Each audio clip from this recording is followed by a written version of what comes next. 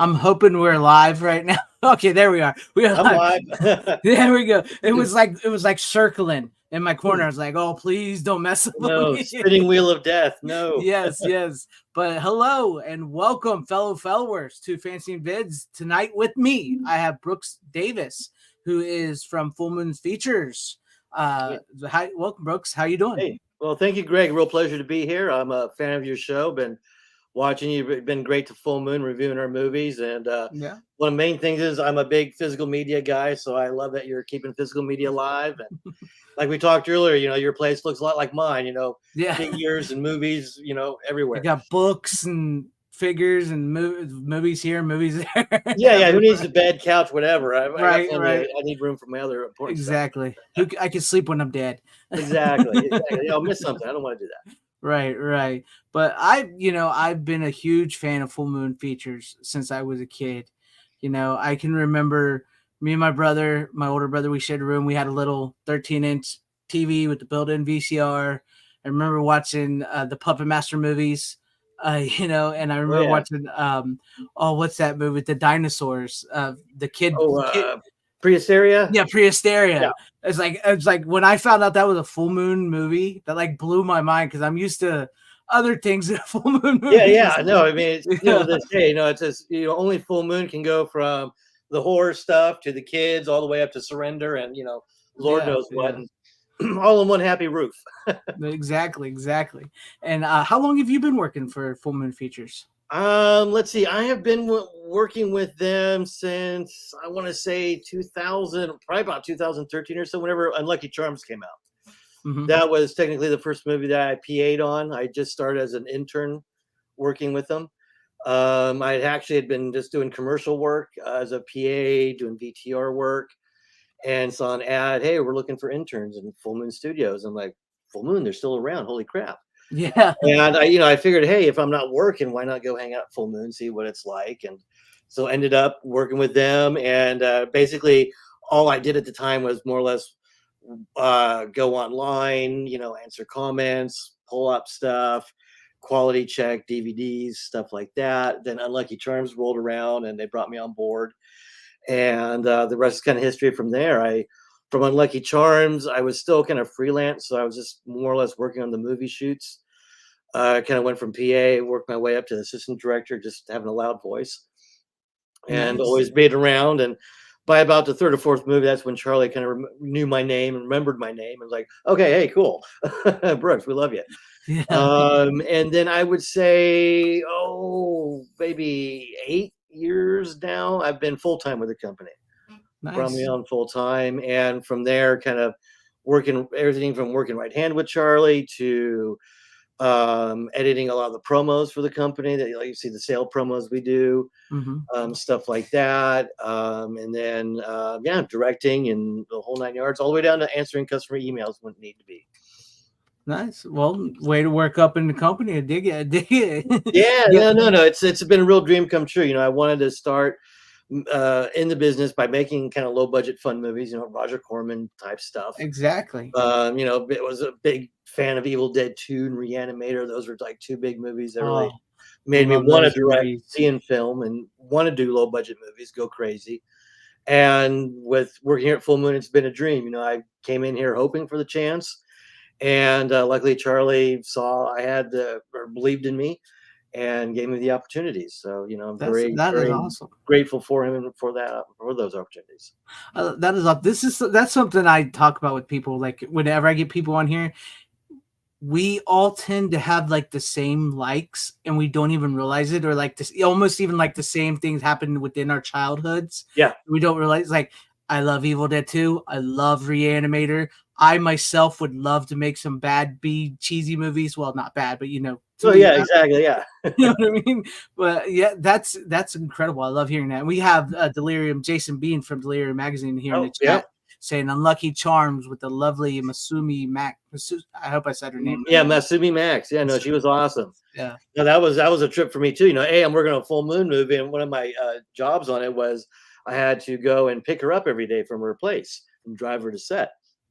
And everyone was so worried, like, oh my God, we got to go pick her up. She's going to be a diva. No. And I'm like, oh, okay, whatever. But couldn't have been a nicer woman. She just doesn't drive. So there you go. And was just completely awesome on set. I mean, on her last day, she stayed a couple hours after to sign autographs, take pictures with everyone, hang out. And then, of course, we loved her so much, we brought her back for what was it, Giantess Attack, Yeah. Cam Girl, that battles.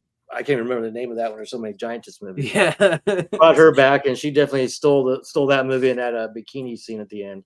Nice.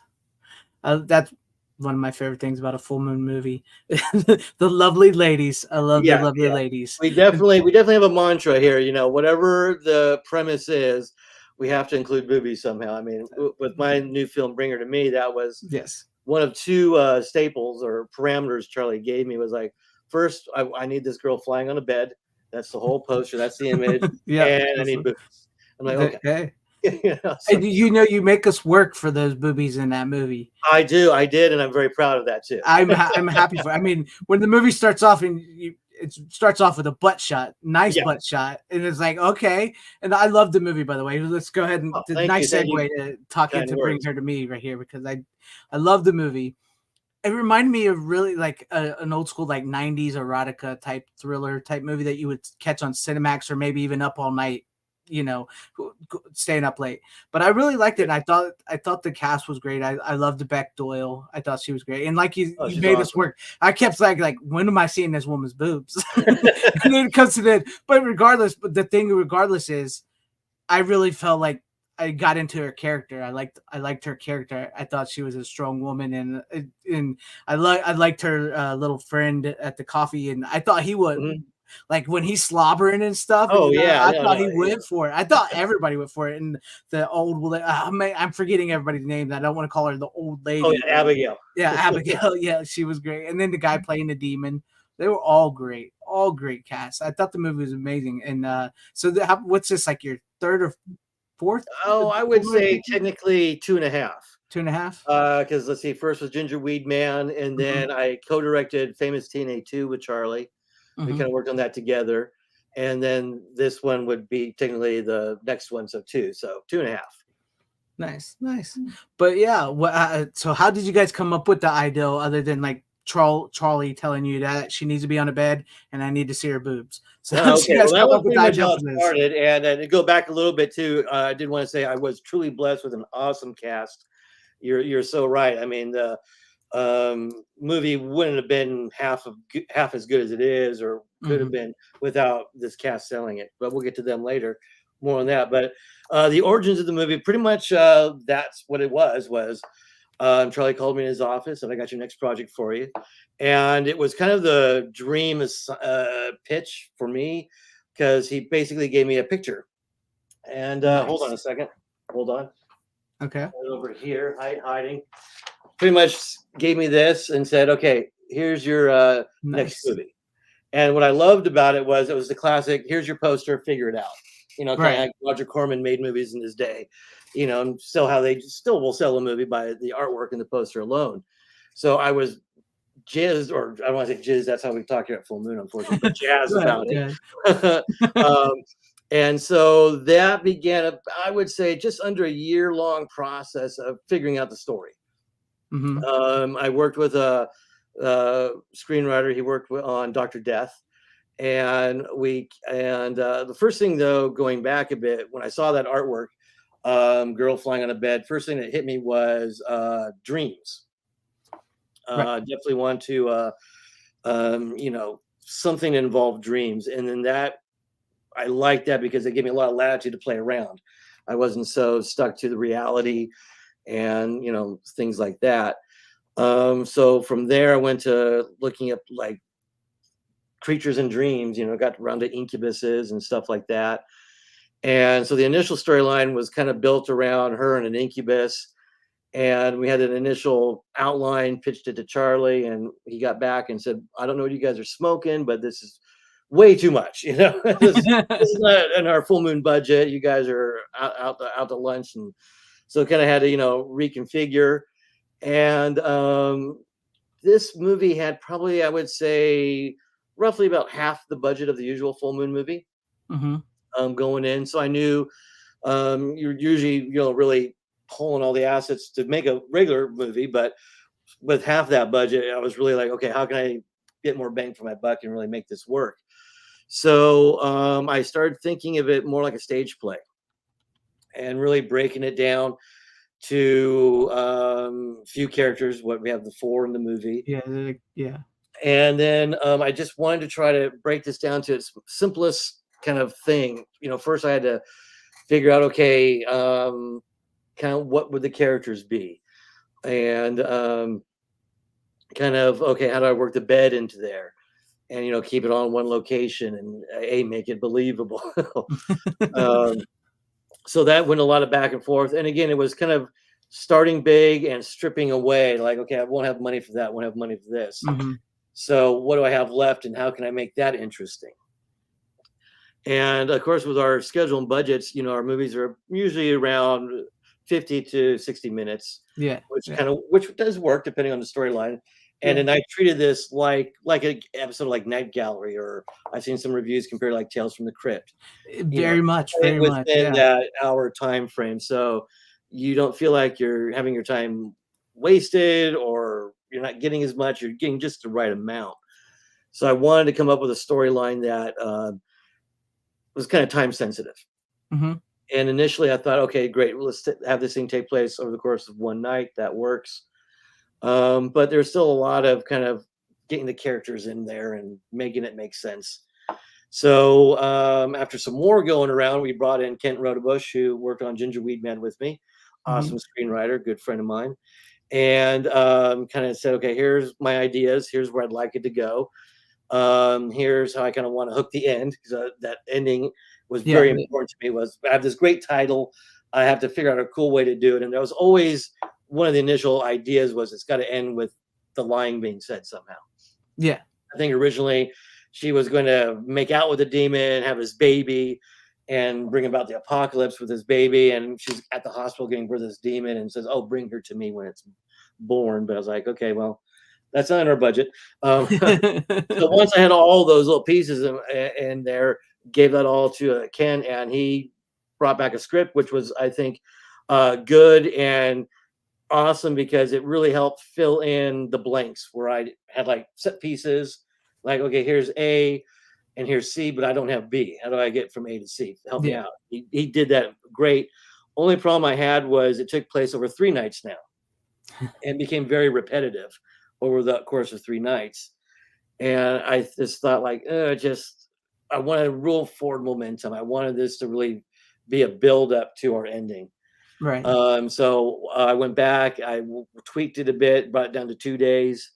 Kind of revised some of the characters, especially Raz. He was actually a bit more of a flamboyant kind of a character initially. Toned him down, and then I just felt I did bring it into what could have been just a good 2-act thing, where the first half is your setup. What's right. going on? How are we going to maybe try to solve this? And then, oops, maybe not what we thought we were going to see. People are not as helpful as they're going to be. So I don't know who's seen the movie or not. I don't want to be too Yeah, spoilerish. yeah, yeah, Um, and then the second half was just, okay, let's just go for it. We know the setup. We don't need to worry about all the little detail specifics. We can just go right into it and get down and dirty. And I think it worked.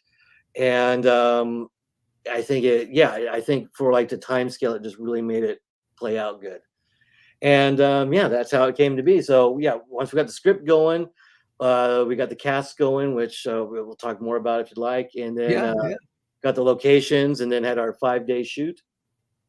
Cranked it out in 5 days. The flying bed stuff I shot like the last hour of the last day practically, because I really had no clue what I was going to do still with the bed. Hmm. I mean, I kind of knew I wanted, but I had no real specifics. Yeah, Like, like how to get it where you want it yeah, to be. like, okay, it's going to go through the city and then go through a dark world and then to here. I had like, I don't know what to do, so I just shot against a black wall and just shot every angle I could. And poor Beck Doyle, we were sitting there. She's probably worked about 13 hours all day, and now we're ending the day with having her scream at the top of her lungs and Yeah. hitting her with all these leaf blowers and fans on every Yes. side. And yeah, it was an interesting last day. So, but we made it, and then yeah, I had about 2.5 months, flipped it around and got it out and made, and boom. Nice. We're talking about it Nice. already. Yeah, and I gotta say I dug the movie, and you're not wrong. It, like the reviews, it does feel like a Tales from the Crypt. It almost feels like a Tales from the Crypt Red Shoe Diaries type mix. You know what I mean? No, That's definitely. Yeah, yeah, that I was a got big that vibe thing, from it. and kind of going back to what you mentioned about the '90s kind of feel. I definitely wanted to have this feel like an old school full moon movie with with the feeling of a modern storytelling or movie making, whatever you want. Um, but going into it more was like, yeah, I did kind of want to capture that '90s direct to video, Yeah. steamy, softcore stuff, and try to shoot it interesting. Because kind of backing up a bit, one thing we've run into at Full Moon with some of our films, especially going on streaming, is we can't get too sexy because like Amazon and some of these streamers are like, oh hey, whoa, whoa, whoa, Yeah. whoa, That was something we I was like, wanting to ask you when we get to yeah, famous TNA. yeah, I can definitely got a good story on that. Yeah. So keep that in mind. So I wanted to have the nudity, but have it mean something. Like when she's naked in the beginning, it's for a purpose. Hmm. And you'll listen to the DVD commentary. I'll tell you why, without spoiling anything. And then, of course, at the end was kind of the more the exploitive angle, but it worked because it was a passionate thing. And as Yeah. you said, it's a buildup, It's a and yeah, you're you leaning build to it. You're like, okay, okay, okay, and yeah, hey, boom, it. Um, But also to be honest, by the time you get to that point, it's okay if you wouldn't have seen them as well, to be that honest with was you. kind of my hope too. Was Yeah. there's your payoff, guys? I know you've been hoping for it, hoping, but if you've stuck around this long, you're not going to miss them if I don't show 'em. Yeah. I mean, because Um, once you get to the end and with what she does, I don't like I said, I yeah, don't get I don't know we got to be a little careful. it's okay to no, but I am grateful that I did get to see them. Oh yeah, no, no, I know my audience. We know what you have to do, and Beck was a real trooper. I was very upfront with the shots I had in mind. I said, okay, for the opening, you'll be nude, but we're only going to see the butt. That's all I need to see, all I want to see. And she's very cool with that. And then with the love scene with the demon, I actually had her and the actor more or less choreograph it themselves. We're full moon. We don't have a budget for an intimacy coordinator and Right. stuff like that, which can kind of even be weird on its own. But that's another podcast tale, whatever. But I Mhm. just felt like, okay, if these guys are comfortable with each other and their movements, that's gonna put us at ease and put them at ease. So all I need to do is work with my DP, Howard Wexler, and let's figure out how we shoot what they're doing without saying, okay, I want you here, arm here, doing that. Like, okay, are you comfortable here? And then when it came for her reveal, initially I had laid down. It's like, no, no, no, don't have me lay down. I wanted to be presentable, which even I wasn't thinking because I'm a guy. I'm not thinking, Yeah, you do. whatever. Yeah. So, she's like, okay, I'll be sitting up. He rips the dress open, and then we had to figure out how to get the dress open because I had envisioned something else where like the dress could just kind of fall off. So we're like, well, good thing we got two dresses because one's going to go right now. Yeah. But no, that was like I said, just it was just really good to feel like it came off well done and again artful. I wanted to shoot it Yeah. differently, kind of the dissolves and another inspiration. I don't know if you've seen, or I'm sure you've seen, but the John Badham's 78, 79 Dracula with Frank Langella. Oh yeah, yeah, And yeah. there's that love making scene, and there's that laser tunnel that they're making out in. They're silhouetted, and that was kind of my inspiration. Was I want to do something cool like that. Yeah. And of course, we couldn't get lasers, but I threw in some red flares and the edit a post, so kind of got that feel. But I wanted to achieve the exploitive factor, but be artful. And again, having a strong woman doing involved. It's not a bimbo character. Right. So again, everything felt justified. It wasn't just like, okay, nudity for the sake of nudity. It was like, okay, Yeah. it's in the moment. This feels right. Exactly. It did. It does. I mean, because there are some full moon movies where it's just like, there's boobs. Oh yeah, oh no, definitely. Which It's like, I well, don't do mind. we need a shower scene right now? I guess we do. Why Yeah, not? like what's good, I don't mind. But it's like this. I really did enjoy this movie more than I anticipated to. Because Oh, good, good. like I said, I'm a full moon fan. I pretty much like them. Like people's going to get sick of me saying that because I get to watch some of the full moon movies beforehand sometimes Oh yeah. before they're released, and it's not because I'm they're telling me to say good things. It's because I'm legitimately a fan, Oh and I yeah, that's love what I them. love. Well about your reviews is it's not like, oh, I'm just kiss ass so they'll send me links. It's Yeah, like, no, I generally enjoy I these generally movies, do. even if they're not the best movies or even by the best full moon movie. There's still something a value and fun to be had with it, and Mhm. enjoy from it. And that's what's nice. When I watched this, I was like, okay, I'll check this out. And I really dug it because I really got into it more. And like, it just really did give me those vibes of like 90s straight to like the VHS, Red Shoe Diaries, all that type of stuff. And it really worked because I really liked her character and stuff. And it wasn't like, I wasn't sitting there going, when am I going to see her nude? When am I going to see her nude? When am I, Yeah. gonna, I was sitting there going, what is actually going on with this woman? What is happening? Why is this guy all like this? Why is this girl like this?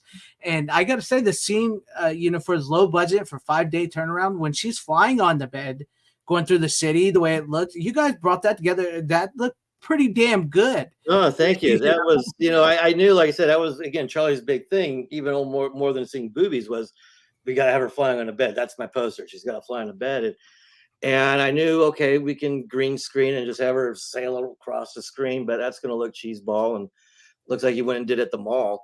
Yeah, So I really wanted that sequence to be its own little mini movie in a way. Like it's got to really have something memorable about it.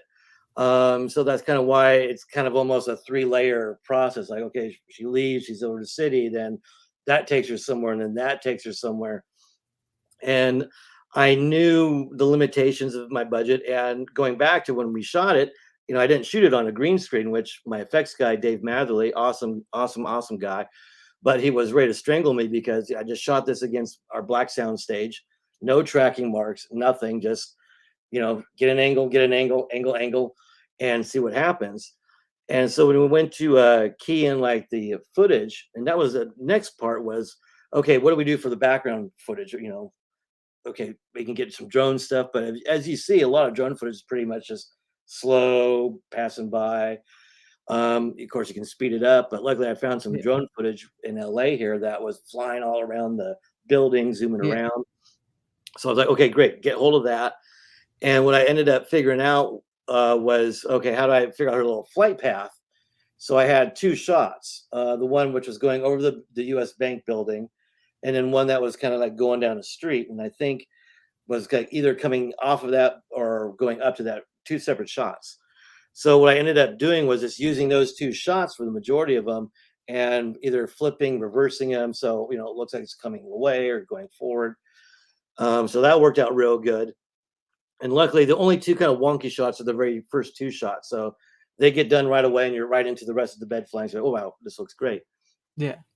But luckily, I was using a DaVinci Resolve, and I was able to work with Dave, and I could key out her in the bed, her hair really nicely, and then give that to him with the drone footage, and then he gave the bed a little bit of movement. So I think between the 2 of us, we really made it. Again, to me, I watch, and it reminds me of the old composite shots you'd see in the '80s. Yeah. That look good and believable, but had that still. It's a movie kind of a thing, but it wasn't a cheesy with green screen, because a lot of times it's not done well. You still see the green reflecting, or you just hard to pick out hair and stuff like that. And Yeah. luckily, because I knew we're going to do this at nighttime, we'll shoot against black. That'll help us. Everything will be dark, so any Yeah. little weird inconsistencies will cover up with ghosts or clouds or darkness and stuff like that. So again, just thinking about it, being clever and knowing your budget. I was impressed. Honestly, I thought when I was watching it, I was like, man, this Full Moon put some money in on this movie. Oh, I I really appreciate did. it. When I saw that, that's what I said to myself. I was like, they must have put some money in on this one because Well, I I was had a lot. impressed. The bar when we did Subspecies 5, Ted Yeah. Nicolau really raised the bar. He had a bigger budget, obviously, Hmm. but I think it kind of helped turn Full Moon around from doing a lot of our usual kind of evil bong jokey stuff, which again has its place and we all love.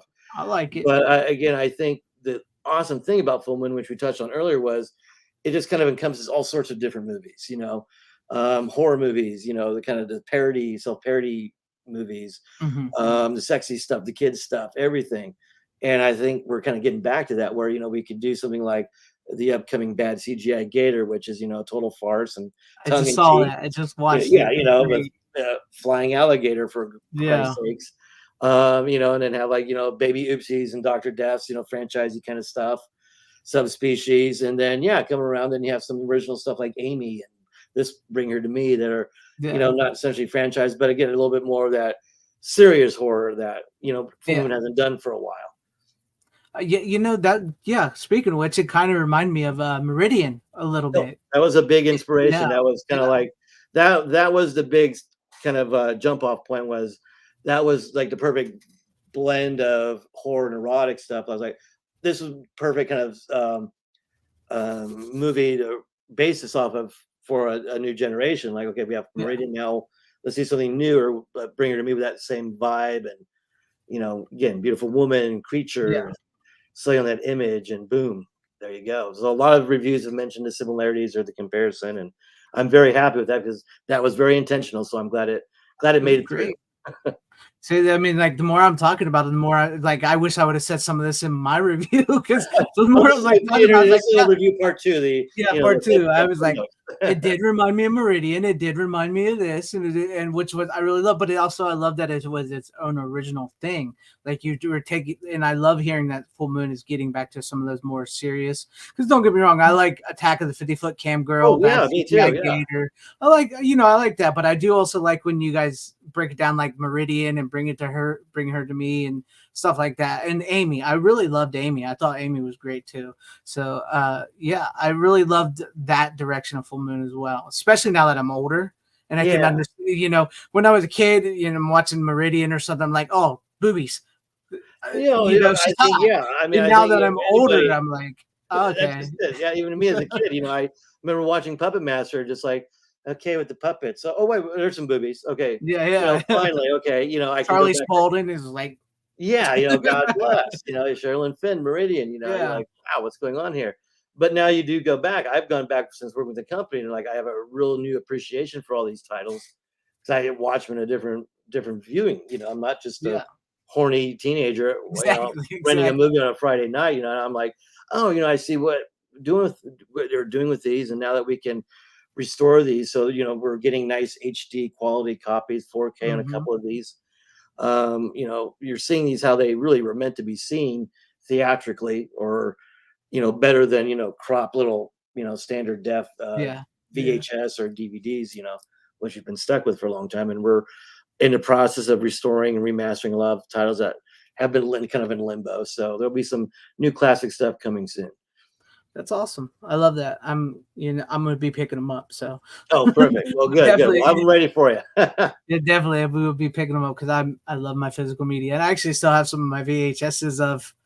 I have Trancers and Meridian on VHS still. Oh, perfect. Yeah, I think I've So, noticed Meridian in the background of some of your reviews or something on the shelf yeah, there. yeah, yeah. I have a few of them still, but like I said, I really did enjoy this movie. And how did you go about like?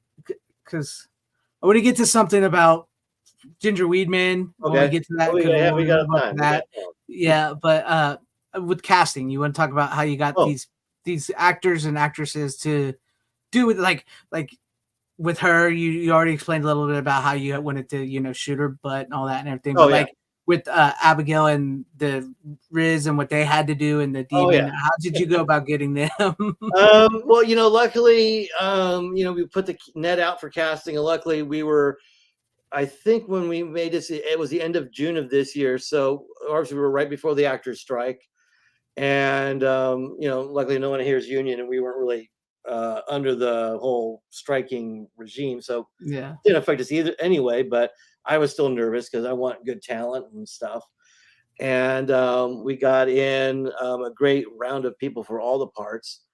And then probably not a big secret, but pretty much everyone has a dual role in the movie. Hmm. So that was another thing, was like, okay, well, if I only have 3 people, we'll make it seem bigger by everyone kind of playing dual roles. Why not? Yeah. So, it was kind of, the audition was, give me a little bit of this version and a little bit of that character. And, from there, with Beck playing Mara, our lead, she was kind of like that instant, like as soon as I saw her, I was like, okay, that's pretty much the look and delivery and everything. Very close runner-up was actually Naia from Ginger Weedman, who played Barbara. It was kind of like that meme of the guy, what button to push, because like, oh my god, both of them are so good. Like, Well, ah, maybe you could do like another Meridian type movie and have both of them in no, there. no, You can no. Funny share them. story is, later we all got together. The 3 of us, we all met at another friend's film screening by random. So I was like, well, hey, I got my two leading ladies. Now we got to have some sort of crossover. So that could be in the There you works. go. There you go. But yeah, with Beck, she just nailed the part and was cast. Roz Gentle, who was Abigail, had that best of the kind of motherly, like, okay, I trust this woman, but at the same time had that nastiness that Right? the other She side of that gets like character when she's came. laughing, it's like, "Ah," it's like, Oh dude, yeah, I and a was lot of into that it. that was just her. I didn't give her any direction. Like, okay, if anything, a couple times I'm like, okay, that's almost a little too witchy, Yeah, cackly. yeah. Bring it back a bit. But it's just there are things in there, a lot of shots I put in the movie where I was just, oh, she's just got a great look. I've got to cut that in somehow because she's just eating this up exactly how I wanted it to. Just because going back, the premise for her character was thing of a sleep paralysis and people, not only seeing shadow figures but old hags appearing to them. So I'm like, Yeah, well, that'd be yeah, a cool image. Because not getting off casting too far, but again with this movie, I wanted to kind of just be a kitchen sink horror film where I could take elements from all sorts of horror films in this one. Where I've got kind of the full moon angle, the meridian, but I kind of wanted the Italian with the look of the colors and the yeah, Corman stuff with kind of look of the demon's lair and working a witch and working some of this and some of that. So back to casting with her, she just nailed both those. Raz, who was performed by Kalon, he surprised me the most because that was the one character who I really didn't have a firm vision on per se. As far as to really make him stand out from the crowd. I mean, he was always going to kind of be a backgroundy character by his yeah, nature and the role of the movie. But Kalon really blew me away because he can make that character still as a standout.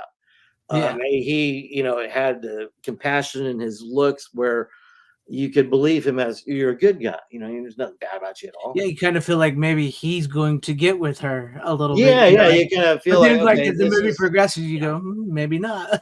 yeah. That's just kind of wanted you. I always wanted you to think like maybe if you know where this is going, all of a sudden, wait, that's not where I was thinking. Yeah, And especially like how's she going to get out of this mess? What's going on? And then what I loved about him too was one problem I had was a lot of the auditions for the other version of Raz were just a little too on the cartoonish side. mhm, Just I'm like, this is kind of what I wanted, but again, I still didn't have a clear vision because kind of the vision I had was maybe probably wouldn't have been politically correct in this day and age. So I had to be careful. But he did it a version that I thought like this is believable. It doesn't seem like someone doing a monster impression. It was like, okay, cool. And then what I loved about him was, he came to set and I'm like, I love what you're wearing. That's even better than what I picked out for you.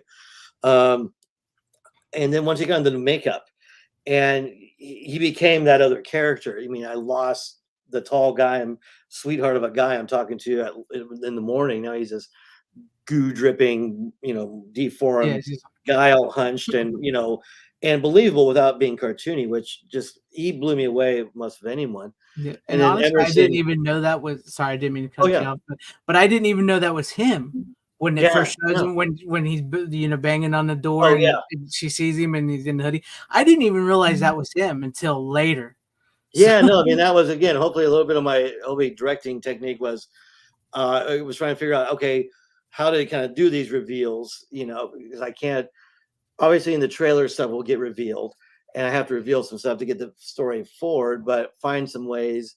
And again, that's where his performance totally nailed it was you don't see that same guy. You see a guy yeah, hunched over and Alexis who did our makeup just again, she's amazing. And one thing because of our budget, I was like, well, we can't really do a big facial thing. So let's do some pieces on his face, wrap the bandages around. So that covers that stuff up. And then we don't have to worry about maybe blending in per se on parts because we've covered up the bandages. But she still made it look like $1,000,000 anyway, to her yeah, credit. But yeah, Kalon just came in and just blew me away with how he made that character come to life. And um, again, even like that little beginning scene where she's recounting the dream with Abigail and he's in the background, he could have gotten lost in the background, but if you watch it again, watch him. He's, always doing something, reacting. And I love that about him and gave me a lot of stuff to work with. And kind of like when he's physically transforming in that one scene, I thought about doing some effects to kind of augment what he was doing. But then I'm like, no, he's really kind of almost Jim Carrey and going out, Yeah, he's just like, the hair and is what he's doing. So yeah, let that happen. And then yeah, we'll go back. Let's see. I keep losing track here, but Emerson was our demon. He again just had kind of that regal look. I wasn't interested in doing a Twilight Robert Pattinson, style, but yeah, someone who felt like he lived centuries doing this, and he had that kind of regalness. And again, too, when he did the demon aspect, it wasn't a cartoony, monstery thing. It was yeah, again just more like a more threatening version of this guy who's trying to wine and dine a woman. Like, okay, now I'm going to yeah. eat you. Now I'm done. And it was great demon makeup too. I Oh, thought it was thank great you. demon. No, that was again too. Oliver was our demon guy, poser, I believe. Forgive me if I get any names wrong, anybody. I brought him in just to handle the demon stuff because Alexis was, doing our regular hair and makeup, and then Abigail and Raz's makeup. So I didn't want to, put too much pressure on her. But I brought in Oliver, and we had the demon on for one day in makeup. So that meant he was in makeup for half our day. So the first half of the day, we didn't do jack shit of anything outside of rehearse the sex scene first thing, and then put Mhm. him in makeup, which the crew loved because the night before, I think we went like 16 hours, like from like 9 to 2 in the morning. So they had the first half of the day to sleep on the couches and not do any work. And then yeah, we got the demon stuff done. Um, and one thing I learned on this movie, which I didn't know why I never knew before, was with the prosthetics was, we have to buy it for every day we use it. I'm thinking, oh, we have, stuff, peel it off, put it on the next day. Okay, yeah, I don't know why I never knew better, but I learned the hard way. Like I had to buy how many face pieces, how many of them for how yeah. many days?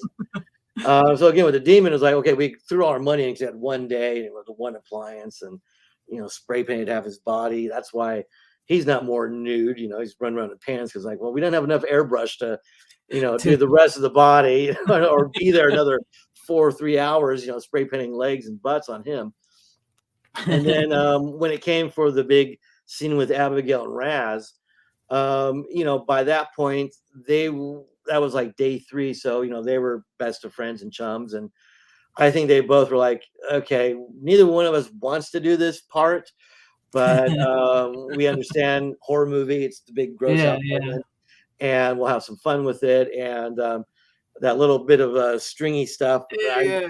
I was so hoping. I was like, I don't want to make you guys do that, but I was so hoping. And oh, that was one take, and had my goo. I was like, thank the Lord, we got it. So Perfect. one take, they had a blast with it, and you'll see in the bloopers on the Blu-ray. They're doing it. Then as soon as I yell cut, they're just cracking up, and the goo, and because they both had to put the green goo in their mouth to stain their teeth, Yeah, and yeah. he had the slam on him, and I was like, put a little bit more on the chin, so we really get a thing there. And yeah, I think they just had fun with it, because for both of them, they were playing against their normal casting.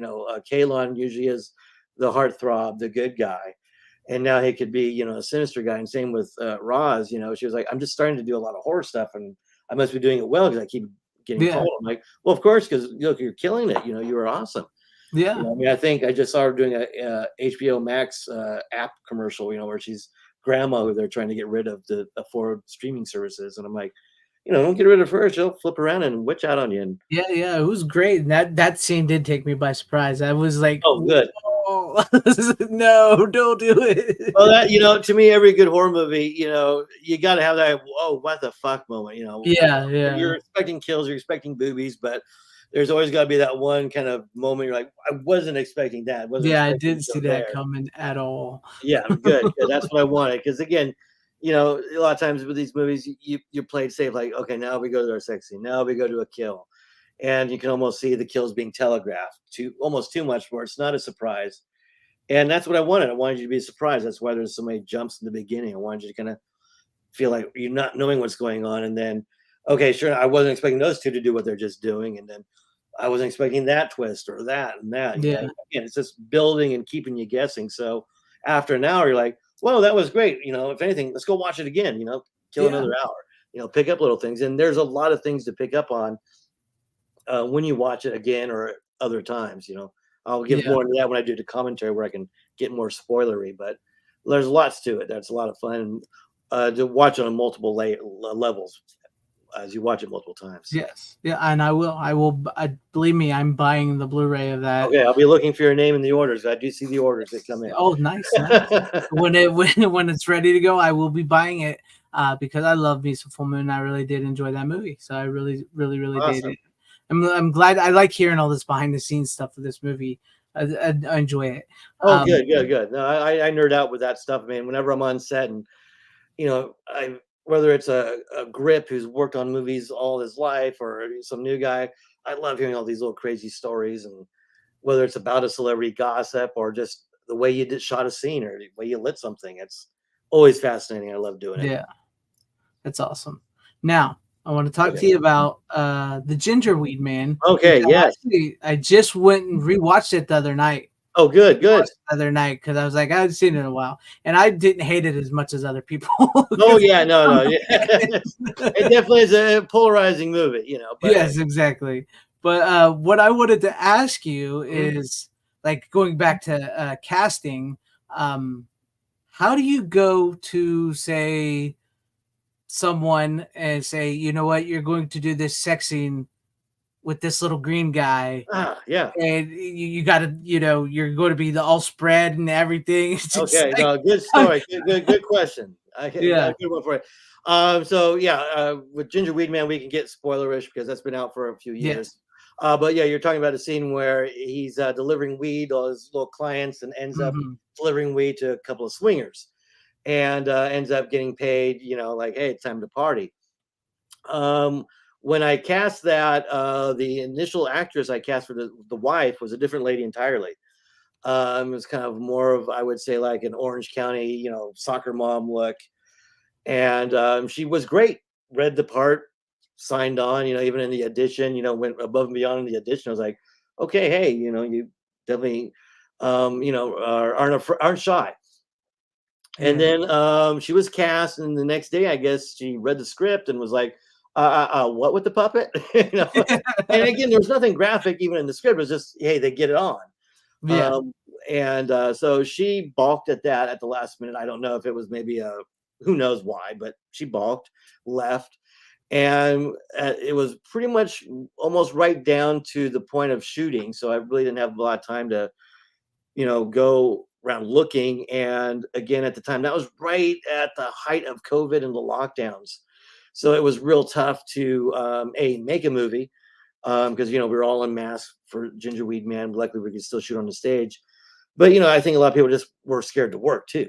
yeah, Um, so luckily, we had another actress, Andrea Fisher, I believe was her last name, and she was a sweetheart.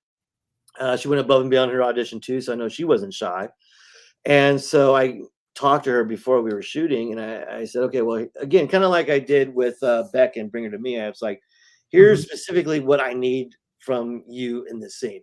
Of course, the boobies, and it was yes, always my intent for him to go nuts and fly up into the boobies. And then the other part was, is it cool if he plays the bongos on your butt in one shot? I was like, I have to have that. And she's like, oh, sure, yeah, whatever you need me. Then I have no problem. I'm real cool. And I kind of left it like, okay, cool. We'll just kind of walk through it when we get to it on the day of. So uh, fast forward a few days, she's in. We're doing that scene. She comes out in her outfit, and I'm not a prude by any means, but of course I want a comfortable set. And she's wearing this yeah, thong where half of down there's hanging out to begin with. yeah, And I'm like, I don't know if you're comfortable, but maybe you want to double up or wear something that covers up more, crew guys, whatever. And she yeah. said, "Oh no, I'm fine." Because I guess I didn't know at the time, but I guess she'd done porn, which helped.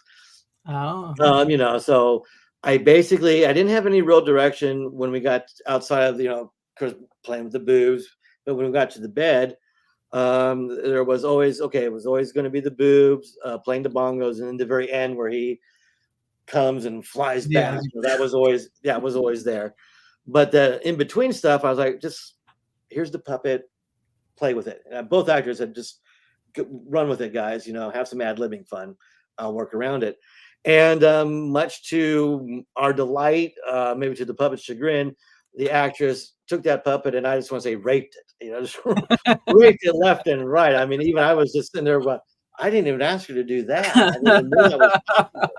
You know, I mean, she's contorting the puppets here, back there, doing stuff, you know, and she's running lines with the puppet, and the husbands over there bouncing off lines. And it was actually, as much as we were sitting there kind of with our jaws dropped, it was perfect because it was so much funnier. And was only the real big disappointment was that scene got cut down a lot for the initial release.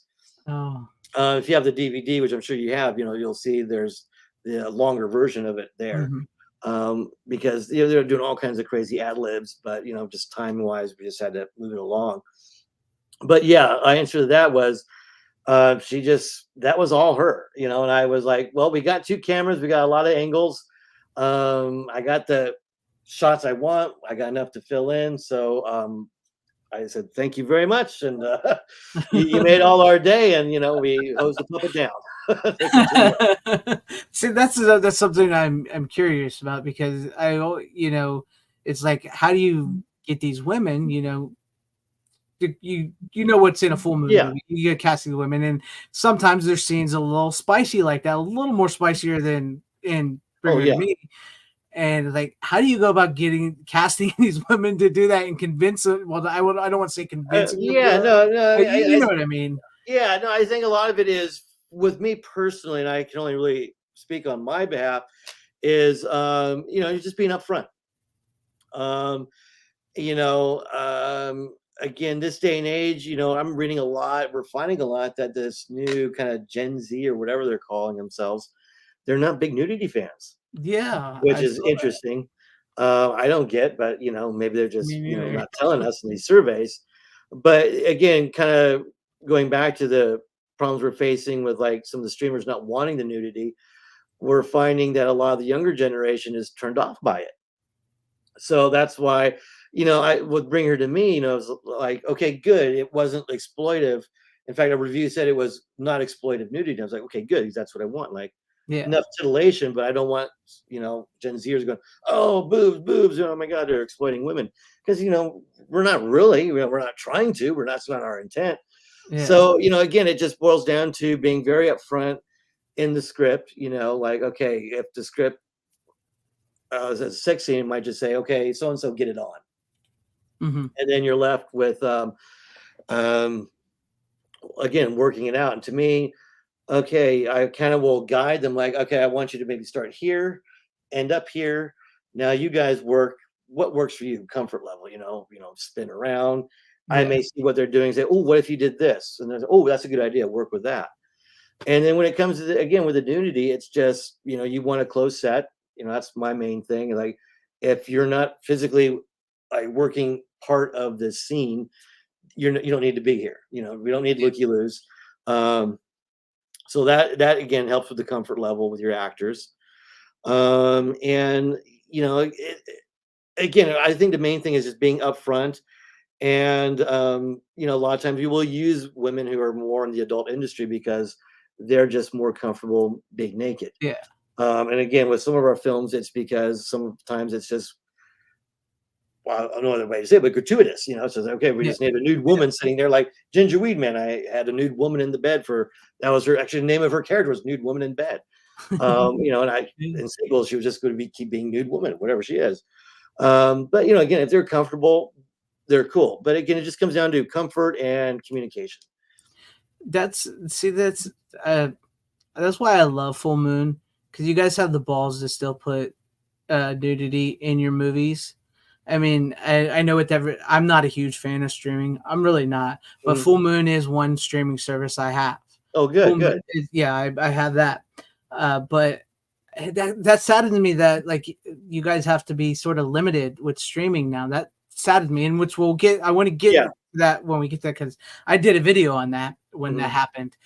But that just, I love that you guys still put the nudity in it, and I don't get why these Gen Z millennials or whatever they are afraid to see nudity, or even like they even don't want to even see romance anymore. They just want to see platonic friendships, and I'm Yeah, like, that's the that's other not even a article movie. I've been I reading. don't.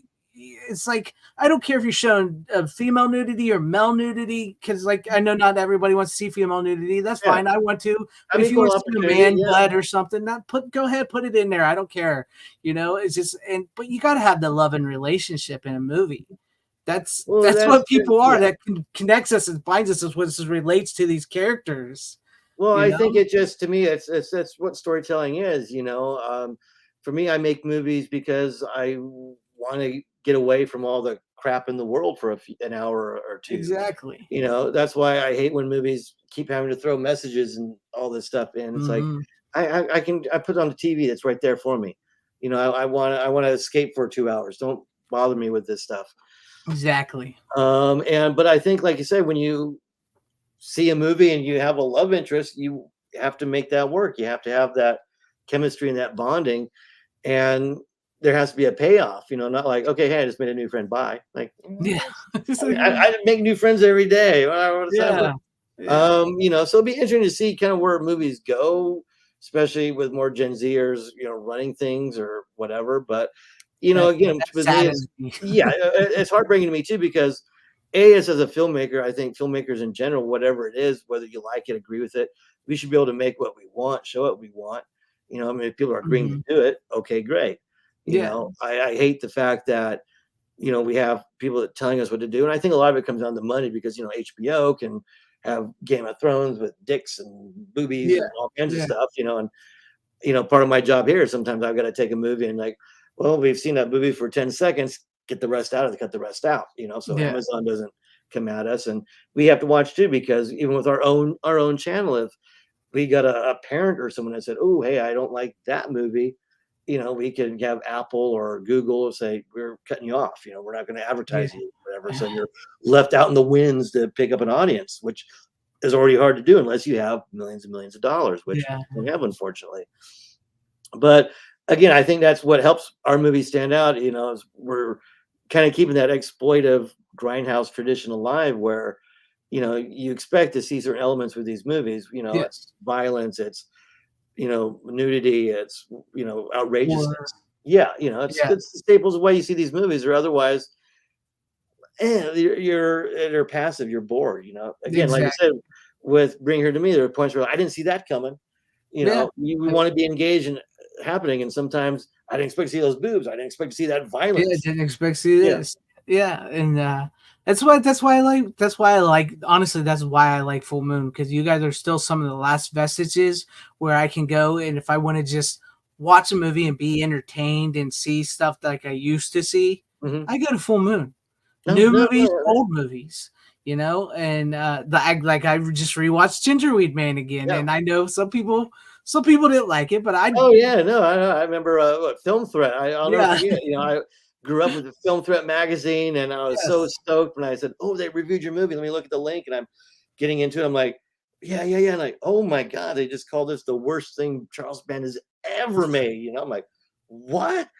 And after I got over the shock, I started laughing. I'm like, well, hell, if I'm not going to be the best, then I'll be the worst thing ever. Why Yeah. not? But yeah, it just that reviewer unfortunately just obviously wasn't in the right mindset, or wasn't in the right whatever set. And he's liked some of our other stuff. He liked Bring Her to Me. I got redeemed by him and Yeah, there you Film go. Threat review. But I will say, going into Ginger Weed Man, it was my first film. I love it dearly. But I think, like with all filmmakers, there are definitely things I would like to do over. Mhm. Things I didn't get to do, things that I thought would work that didn't. I was always trying to sell it on the fact that it's a shitty puppet, kind of like Triumph the Insult Comic Dog, where we're not Right.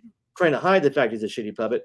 But I think to some degree, watching it now, I think it kind of hurt it a bit, because there are points where I'm like, oh, he should have been moving a bit more. He should have been acting more like a puppet than us being rushing for time. Saying, well, we'll just write off as shitty puppet work. No, it's like, Yeah. it needed some things here, but I still loved it to death. But I can see where people want to poop on it. But Nah. I Well, don't think they're stoned. That's half their problem. yeah.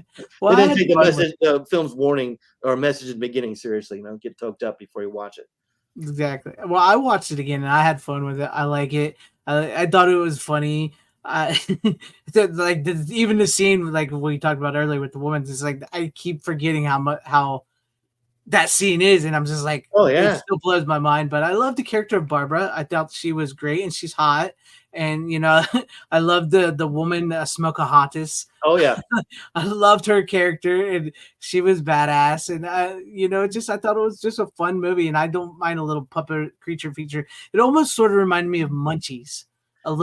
a little bit like Munchies, but he's a good guy in this. So, and not Yeah. like, yeah, Oh go yeah, ahead. no, no, no. I mean, that was kind of the hardest thing was, and of course we knew we are with our budgets like, well, we can't really do really cool puppetry or CGI stuff, which we didn't want to do anyway. But we want to do something different than the Evil Bong movies. We didn't want to be stuck in a shop for 90 minutes or whatever. I wanted a little adventure with this movie.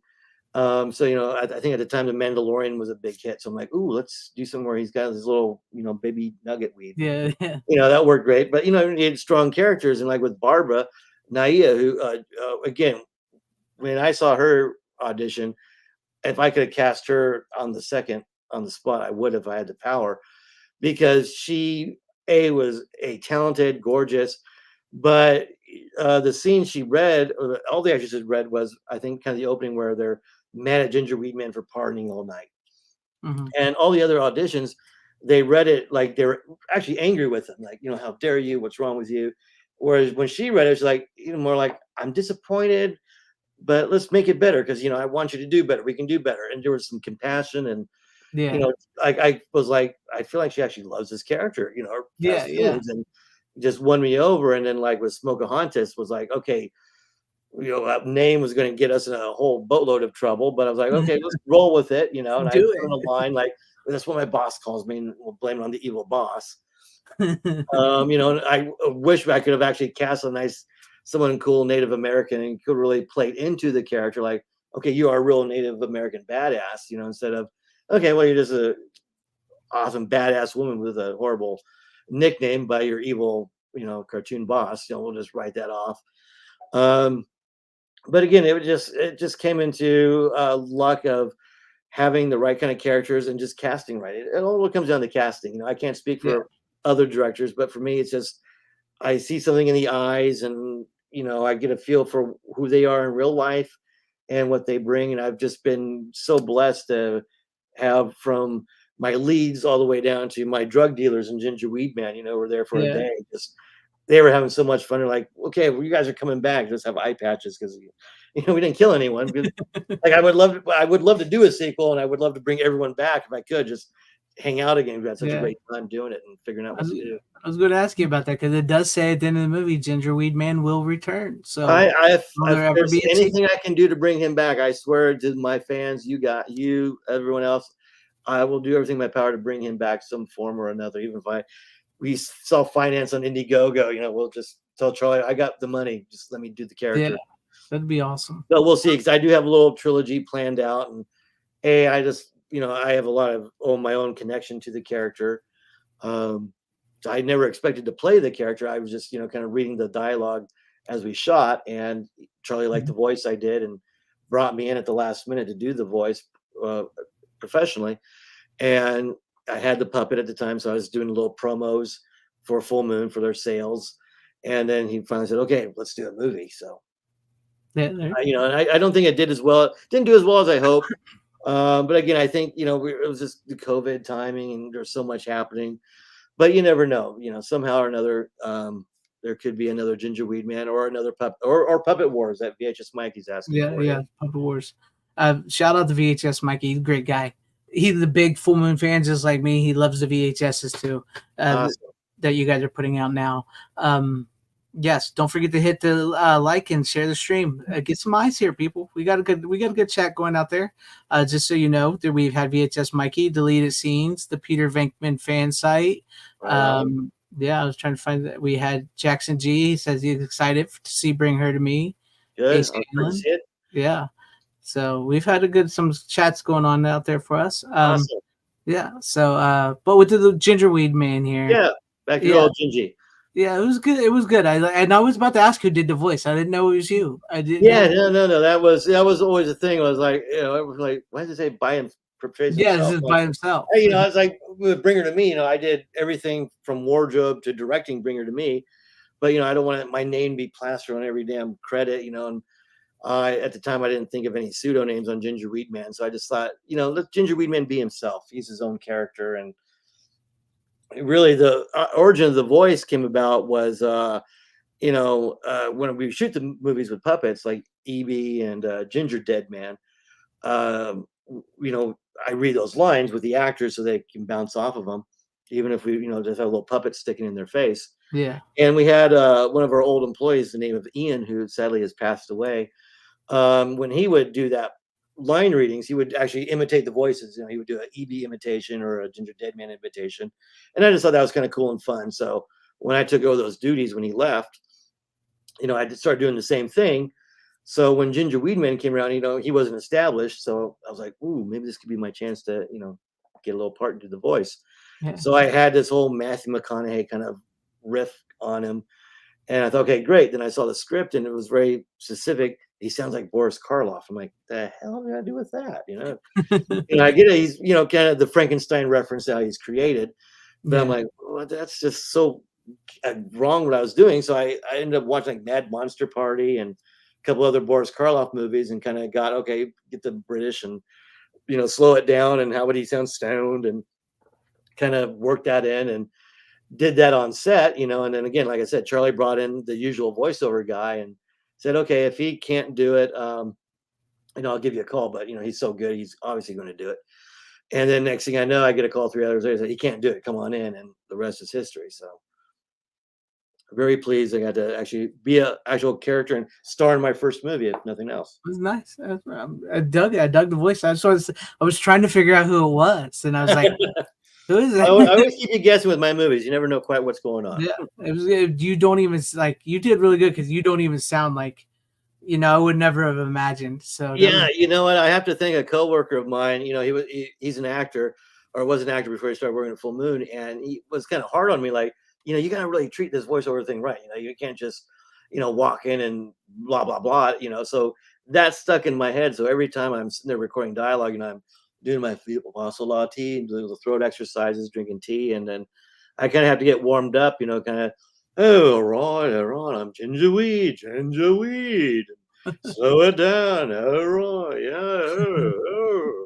And I have to do about 5 minutes of just sounds, and then start doing the dialogue. And then, with the actual movie, one thing I occurred to me when I was making it was like, this is kind of like the first real Full Moon movie where the puppet is actually carrying the movie. He's the yeah, lead character. He's not like, I mean, even the Ghoulies are like side characters in Ghoulies. Even Puppet Master, the guys are kind of side to the humans, whereas Ginger Weedman is the character of the movie.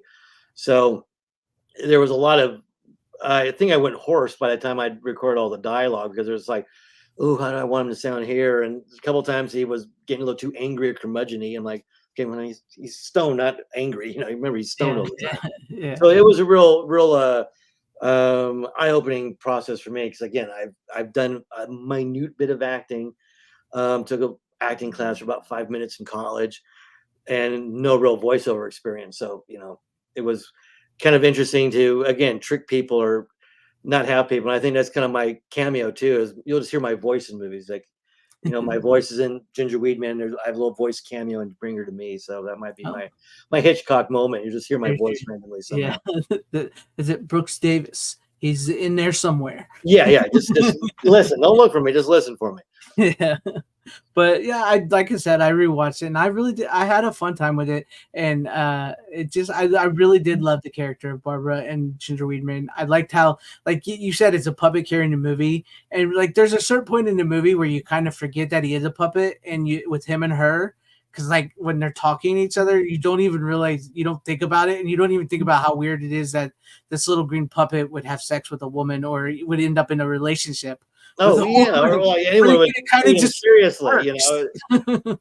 And what was weird was I ended up not realizing it, but I started watching it before I made it. Was Howard the Duck? Like, okay, Great. guilty pleasure of all time, but Yeah. then here's a perfect example of a beautiful woman, Leah Thompson, getting with this weird the duck, but even for Howard the Duck, the movie, you're like, this is a weird bodysuit. Why are you even Yeah. thinking this? But I'm like, what a great little dynamic. And again, props to Naia, who played Barbara. who just brought that compassion to the character. So again, when she's talking to him, you look in her eyes and her way she's talking and looking at him, she's not thinking he's a puppet, or even in our case, a doll. I mean, he's not even a puppet, really. Yeah. There are a couple of marionette little versions of him, but basically, it's just doing this for the most part with the guy. And like I said, if we did our job right, you forget about that. You do go, okay, there's this little weird green guy here, but he's a little weird green guy. Pay attention to him. Yeah. But again, that all comes down to acting. If your actors can make people believe, or if they can believe, and it's just creating that little bit of a world where whatever outrageousness is happening, it's believable within this contained world of your movie, and you can let those things lapse Yeah. or pass by. I mean, she was great. I did dig her. And before we move on to famous TNA too, Okay, yes. because I do want to talk about a little T in the beginning of Oh yeah. in the Gingerweed Man here. When Oh yeah. this, I love this scene. I don't know if you did this intensely or not, or if the actress did this, but I love the scene when it cuts to his bedroom and she's laying there topless. They're just Mhm. hanging out, and she talks about that, and then like Barbara comes in and is like, "No, you whore, you got to get out," Oh yeah, yeah, yeah, yeah. Clothes and gotta go.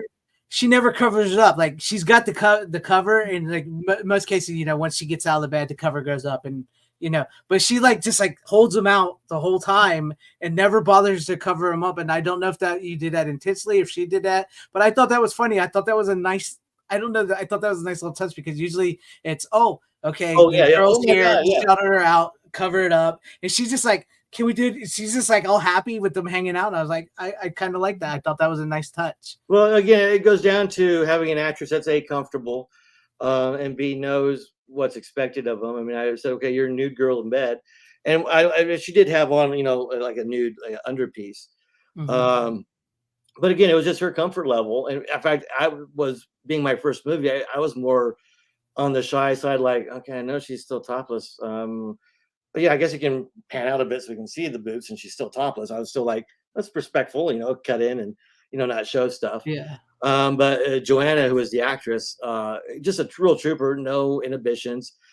And actually, there's one shot that wasn't planned, but it was just I loved it because when she's getting out of bed, she's still not covered. I think she's maybe just grabbed some clothes, but Ginger Weedman is placed like right in front of her, private Yeah. area. Yeah. And as she's getting up, it's just great because he's blocking essentially what's covering up there, but he's blocking it, making it look like she's nude. But he's perfectly blocked, and the way her legs go over him, she Yeah. like knocks him down, and yeah, just it worked great because it was It did. sexy, funny, but you don't again not exploitive. Like, ooh, we're seeing too much. It's Yeah. like Yeah. just enough, and then a great little blooper where he's like, ooh, I got hit in the head, whatever. But again, it just was her comfort level. I had the set closed. And again, it just really boils down to having an actress or actor or actor all encompassing. You just if they're comfortable and you make them comfortable. I mean, that's the number one thing is just got to have a comfortable set. And if they're comfortable with me with the set, then I don't want to say they'll do anything, but they're game. They're at least receptive. And again, I might have an idea if they don't want to do it, then do you have an alternative? We'll Yeah. figure out a way to do it. To still get that factor, whether it's a violent. I always think of it as like with violence. I'm not opposed to blood and guts and stuff like say like Terrifier, which is just in your face. Yeah. But it's to me it gets boring after a while. It's just okay, blood, guts, blah blah blah. Yeah. And again, with our filming schedule is we have to take into factor that we can't get too bloody because there's the reset, there's the cleanup, there's wardrobe. I only had like 2 sets of clothing for Bring Her to Me, so if we ripped a dress, I only had one dress. If I got blood on something, if we can't wash it out, then that is hair ruined. So to me, it's like coming up with creative ways to kill people that aren't going to be heavily effects driven. So that keeps the budget down, and but still will make it an impactful for the viewer. Whether it's through editing or again not showing you in your head think about what's happening to someone. I think that has to be dealt with more, or yeah, things should be dealt with more because we're just seeing stuff that's like too cliche and we're not seeing, original stuff. And if you think outside the box, I think you'll Yeah. get clever, and we'll find ways to get around the censorship, or the streamers that don't want too much violence or nudity. And again, it's always the Howard Alfred Hitchcock shower scene. Think you Yeah. think you're seeing something, yet you're actually not. You're really not, yeah. So it's great scene too. But yeah, I did. I gotta admit, I thought that scene was kind of funny. I mean, besides, yeah, I was seeing her boobs, but I thought it was funny because it just felt real, sort of like like she was excited that whatever he did to her, she was really into it, wanted to do again. But Oh the other yeah, girls no, again, shoving her out, but she doesn't bother to cover him up. She's just like, and she gets right on out. She's that's like, what I loved Tony. again with Joanna. She was cast. I didn't audition her. It was just basically, okay, I need someone to be nude girls in bed, and casting people said, okay, here's your girl Joanna. I'm like, okay, cool. So no, don't want to say this in a bad way, but I didn't know she could act, not act, whatever. Just like, okay, Yeah, cool. She's willing to do the nudity. But when she got there, she had great actress in her own right. I mean, I would definitely cast her again in other stuff. Great attitude, and I think again, she just played it that sense that that was her character, was nude girl, and then bring her back again, no matter the situation. She's just the nude girl, you know. you know, yeah, Without getting too spoilers, like one idea was there's a courtroom scene, and Ginger Weedman's friends are testifying for him, and of course, nude girl's just sitting there testifying naked because she's nude girl. It's just weird shit like that. But again, just to her credit, she just was comfortable and made that scene easy to play. So we could make it, like say, feel natural, and just have fun with it. She was just I think that was like one of the first things we shot actually on that film. And again, I want to work with her again because she was so much fun and yeah. so good at that. Not just for nudity's sake, but just great actress in her own right. That's cool. That's awesome. I gotta tell you, I would love to see you put it together a movie with Beck Doyle and what was her name? Oh, Barbara Naya. Naya. Yeah, Yeah. I'm sorry, I didn't want to mispronounce her name. I I think think I, you think guys I could do love a her to great death, but I movie think we're together. all afraid we mispronounce it. I think she's used to it by now. It's like I think whenever we even in public say, "Okay, if I get your name wrong, I'm so sorry." I say, "I don't know." I think you guys could do a great movie with them two women in a movie together. Very, very much old school Full Moon style. I Oh think no, I'd I love to see you definitely, do that. I'd love, who knows, sequel for either of these movies or just something original on their own. Yeah. Like I said, I again blessed with an amazing cast on both my movies, but truly blessed with two amazing lead actresses. And again, with one thing I love writing these movies with like an actress and female lead in mind. I'm all about a strong woman character. I think you can't have a movie that is exploitive and have strong women characters that aren't being exploited, or That's even if they yeah, are, they're being exploited, but they're strong about it. I don't think we need, to me, I just want to see a woman kick ass. Doesn't need to yeah. talk about it or whatever. Just get in there and kick some ass and be And they're strong. still feminine. I like that you Yeah. guys keep them feminine, because everybody is so gray. Men and women in movies, they're just all blonde, gray, exactly the same, look Well, the yeah, same, that's talk like the with the same. Marvel movies. You take some of these great, hey, sorry, we're guys. One reason we get Wonder Woman comics and female comics, they put them in these great skimpy outfits and Yeah. the curves. I am sorry, we're guys. And poor Marvel now puts all their women in, turtleneck suits with so many pockets and cargo pants that it's just like you can't tell anyone from Yeah. who. And to me, I love the beauty of a woman. It's I don't look at. I mean, I'm sure someone will say, "Oh, you're just a horny guy," but to me, there's nothing more beautiful than a beautiful woman. And Yeah. well, I want to show that off. I want to show the beauty off because I think that's a strong aspect. Yeah. I'm not beautiful. I wish I could be beautiful. So I want to Right. show that off because again, it's a visual medium. We want to look at great looking things. I don't Yeah, want to, again, I don't want to look at bland things. It's either exactly. beautiful things or grotesque things, not like say just people in gray suits, with no personalities. Yeah. I want you to walk away with something. And that's not. I don't think that's a bad thing. And I hate that so much of the media these days kind of wants to label some of that as toxic or offensive or Yeah. whatever. It's not. It doesn't have to be. I This mean, was it's like you can't see the women like that, but you can show the dude with his abs and everything out. It's like that's sort of not fair anymore. Well, It's yeah, overcorrecting. Hollywood has overcorrected. I think that's That's just the it. It's problem. the overcorrecting of it. It's again, to me, it all comes to liability because no one big wants to lose those viewers, that money. That's true. At least with Full Moon, we're small enough. We're like, hey, screw it, let's go for it. Right? We'll put everything on black. Yeah. Which Win, lose or draw. Um, but I think definitely we're losing sight of this in general. I don't want to go on too much of a tangent, but I yeah, think just the nature of the world these days, it's so divisive where it's either you have to think this way or that way, exactly. and there's no thinking in the middle, which I call the common sense world. Like, Yeah, okay, this doesn't make sense, but if you put it this way, it does make sense.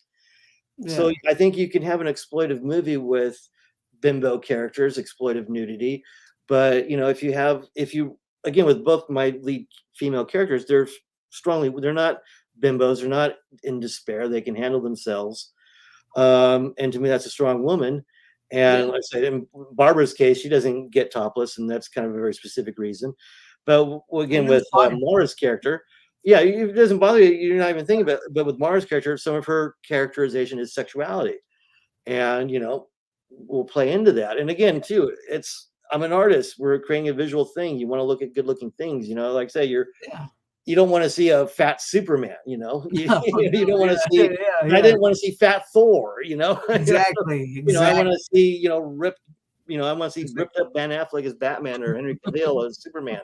Yeah. Not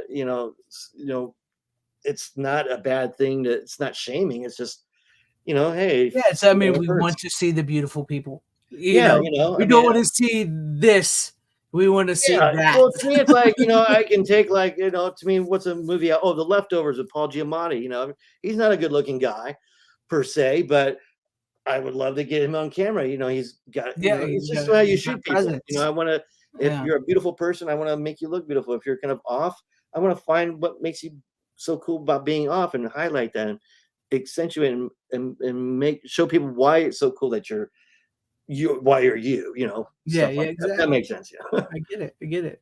And that'll lead us into the The final, infamous. topic, the infamous Famous TNA Part 2, Yes. which was actually banned by Amazon. Oh, yeah. So talk a little bit about this. Okay, the infamous TNA 2, yeah. Uh, all goes back to early 80s. Charlie put together famous TNA. Mhm. I remember it was basically kind of how he started oh, I'll just do a little wrap around with, some trailers and other footage, public domain stuff. So he got Sybil Danning, to kind of do the wraparound bits and had some old footage of like Elvira before she was famous and some other early roles of some famous women at that time.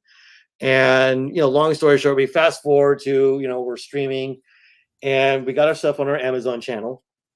And one day Amazon was like, a lot of your stuff is too erotic. So we got to, get rid of all this stuff. So they more or less purged all our erotic titles, but they somehow left the first famous TNA on. They like missed it for whatever reason. Right. And it was like our biggest money making movie on our Amazon channel. I mean, just bar none. It was the only thing with boobs on there, unfortunately. Even as in its old crappy form, is VHS movie. So one day Charlie was like, "Well, this movie's doing so well, we have to do a sequel that will do even better."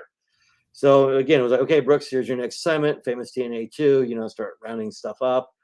And then we, figuring out who to host it. Then we got the awesome Diana Prince, who was just starting off as Darcy at that point, and she had done some kind of bit parts in some of our movies. If you look Yeah, closely, she's yeah, in Puppet Master Axis Termination in the background, and then some of the Evil Bongs. yep, And again, her kind of now being more or less the new female voice or face of horror, kind of the new Elvira, being with Joe Bob as Darcy. It yeah, was a great coup. So, I wrote up a little script for her, got the clips together and all that. And we knew we were going to have a tough time getting it on Amazon because, they're rejecting all of our stuff because they're pretty much like, if you're showing boobs for more than 12 seconds in a very suggestive way, that's too much. And we're going to block you and take your channel down. yeah, But I was figuring, well, since everything I was showing in Famous TNA 2 was from an R-rated movie. We should be okay technically, and if I do cut it down, and I think there's some stuff we had Stormy Daniels in the sequel from a movie we acquired, so I trimmed that down. But got it made, and then lo and behold, we got it up on Amazon. It worked. We got it. Yeah. And I think we had it up there for a month. It was doing gangbusters for us, and then one day we got the nice little note saying your movie's promoting sexuality. It's stimulating our audiences, and it's done. It's off, banned. Isn't that what you're supposed to do? Stimulate your Well, audience? hey, well, what's the point, And then the kicker was, they're like, oh, and by the way, we found this other famous TNA one, so we're taking that off now too. So we lost the sequel and then our top earning movie all in one week. So it was a ridiculous blow because again, Insane. it's just, if anything, it's just because of the abundance of its sex scene after sex scene, but it's R-rated stuff. It's nothing bad. It's everything. Again, the vast majority of these are full moon titles anyway. Yeah. I mean, I even told Charles, like, we're going to be hard pressed for famous TNA 3 because I don't think we have anyone famous anymore in our roster, too famous. But, it just shows the stupidity, or I think it's just the, what's the word? Just the nonsense of the streaming services at It large. is. It depends. All that matters is who has money and who's giving these streaming services money.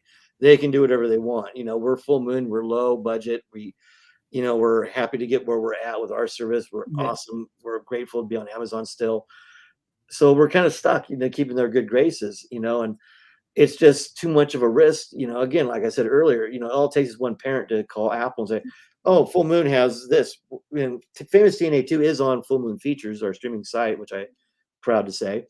Yes, which And is best what way I to picked. get it physically, Blu-ray or DVD, which I strongly I urge. actually have it over Okay, there. good, good. Yeah, because there's all the bloopers you won't Yep. get Yep. in the streaming one. But yeah, it's just, to me, it's ridiculous because there's nothing that bad in the movie. Nothing It really you and I isn't. have never seen before. And to me, it's even our Amazon channel, you have to pay separately for it. So it's not like it's out there for anyone. That's We did get in a little bit of trouble because at the beginning of that Amazon purge, we realized some of our trailers weren't quite safe for work, and mm, those are public. So I can see the issue there, with a kid. Oh, what's this? Oh my God, it's a horse lady. Um, so I do see that. Give it, but again, it's a streaming service, and if we're all adults, we're paying for it. We should be able to watch exactly. what we want to watch, how we want to watch it. That's what I'm saying. I mean, that's why I love physical media. Yeah, I support it when I cannot stand streaming services. I miss the video store to be able to find titles like this in a video store. Not that there's still some yeah. that still exist and everything, but it's like to find them, and that aggravates me because there's really nothing. It's just a chicks taking off their tops, and like you can literally go on Amazon and watch a guy get cut in half. Well, you can see, yeah, you can see way more nudity on some of these Amazon made shows. I mean, look at The Boys, and I'm not saying anything good or giant bad about The wiener. Boys. Yeah, yeah, but I mean, look at and that's almost the draw of The Boys, and the other spinoff of Jane V or whatever is they're pulling you in because how outrageously bloody it's going to be, or how crazy. I mean, we're having our superhero sex orgy scene from the comic books, and then here we are with, our simple TNA thing, which is just, okay, it's a bunch of stupid sex scenes. Oh, no, no, you guys are going to corrupt America with your, your horrible thing. Now, in all fairness, they've kind of gotten some new people on their end, so they're being a little more lax with us. And again, one of the things I do is I do cut down some of these movies to make them Amazon friendly. So I think you might be able to see some stuff, but again, we just don't have the money. We're not Warner Brothers. We're not Paramount. Right, We can right. shovel millions to whoever and get away with it. I mean, again, Netflix they had a movie with 365 days that was about a guy that kidnaps a woman and does all sorts of stuff to her to make her fall in love with him, and was Yeah, very explicit. And people were like, "How's this on Netflix?" right. Whereas again, we have some of our I remember we got in trouble with Sorority Babes in the Slime Bolorama Part 1, Really? which is a nothing burger of a movie. It's total 80s cheese ball TNA.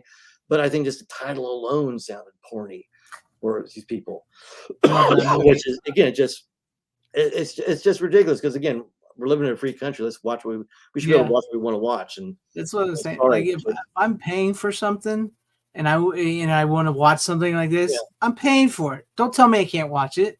Don't Well, censor that. that's just it. And it goes even back to the main bane. I don't like the streaming services, whether they're censoring you or not, is they have the right to, oh, you've been watching that movie for the last month. Well, we're not going to stream it anymore. It's Exactly. 3 days or it's gone. I'm like, well, I'm sorry. Maybe I want to watch Lethal Weapon 2 randomly on a Saturday morning. Okay, cool. I got my Blu-ray. Boom. Yep. That's why, I hate to see physical media take a beating. And I'm sure at the end of the day, the cost-effective assholes in the studios will go more streaming, more digital because they're not producing DVDs, discs, and the cases and stuff. But luckily, I think we'll still have third-party people like Shout and Vinegar Yeah. Syndrome, Yep. Severin, that will be able to license these movies and put them out physically and give them proper special editions. Yeah. Because yeah, I mean, it's the whole point of, if I want a movie, I want to have it on my shelf. I want to be able to watch it when I Yep. watch it, and not have Warner Brothers tell me, well, you can watch it for this month, and then it goes It's another gone the month next. that hopefully you're Yeah. paying for. If not, you're screwed. That's why I like you. That's another reason why I like you guys, is because even though I do pay for the full moon streaming, I don't go through Amazon. I actually have your guys's the full moon thing. I know that whatever you guys put out, you're going to put out on a DVD or a Blu-ray. Oh yeah, no, I So mean, that's why I love it, because I know like I can get it. yeah. Well, to me, again, it's important, and and I think sooner or later, I think the ugly reality is, we're going to see a lot more physical get abolished. I mean, we're already seeing Disney stopping physical in Australia Australia. and parts of China here and there. Best Buy, their bullshit, turn of events. I think it's just bound to happen, unfortunately, because of bottom line greedy idiots Hmm. who don't care. And I think too, we're the last of a generation that loves physical media, whereas we have a new generation, which even I have to remind myself, they're used to their phones. They're not used to going to the movies. Everything their watch is on their phone. Yeah. So we're just It's all slave to, there. unfortunately, that's just how they're being programmed. And some of them are coming out of the matrix and realizing, okay, cool, physical media is Yeah, cool, going to the movies is cool. But sadly, we have a generation that's just not how they've been programmed that's true. And I to will how say, they intake their media, their movies. yeah, And it's frustrating because, I'm an old fuddy duddy, and why can't we have both? me too. But, I think there's a way to do both that just they're not seeing it at the moment. well, it's they just don't want to spend the money. I Exactly. mean, it's at the end of the day, that's, I think, what's going to kill physical media is they'll be able, well, you just buy it digitally, boom. Ugh, But it's not going to be the same quality, and it's just not going to be the same all the way around. yeah, So I think it really will come down to third party people like Shout, Vinegar, well, whoever, because they'll license. The studio say, sure, you'll pay us to release it and do all the work. We'll take your money, and yeah. whatever. So those people will keep physical media alive. Well, I mean, I'm surprised Disney's putting out what they're putting out these days. Well, yeah.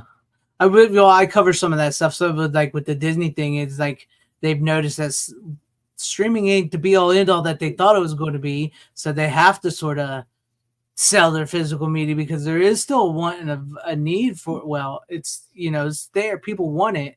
It's sort of gone back to the collector. It's like Yeah. I like to say, if physical media has changed, it's gone back to the collector. It's more of a niche audience, and it's still a $2 billion industry at the moment. Oh yeah. No, it's still thriving. Yeah, so it's like they see something there and they want to put it out, but then again, they're also putting out the titles that nobody really watched on their streaming service.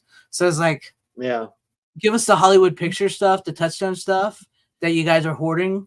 Well, There's some yeah, no, great that's movies it. in there. There's a ton of stuff like you said. We want Hollywood Touchstone. We don't want the I stuff they don't. put out recently, Mill Creek or whatever. I don't need my Yeah, boyfriend's back or all that crap, or half the crap they put out. I want Tombstone. I want the real yeah, movies.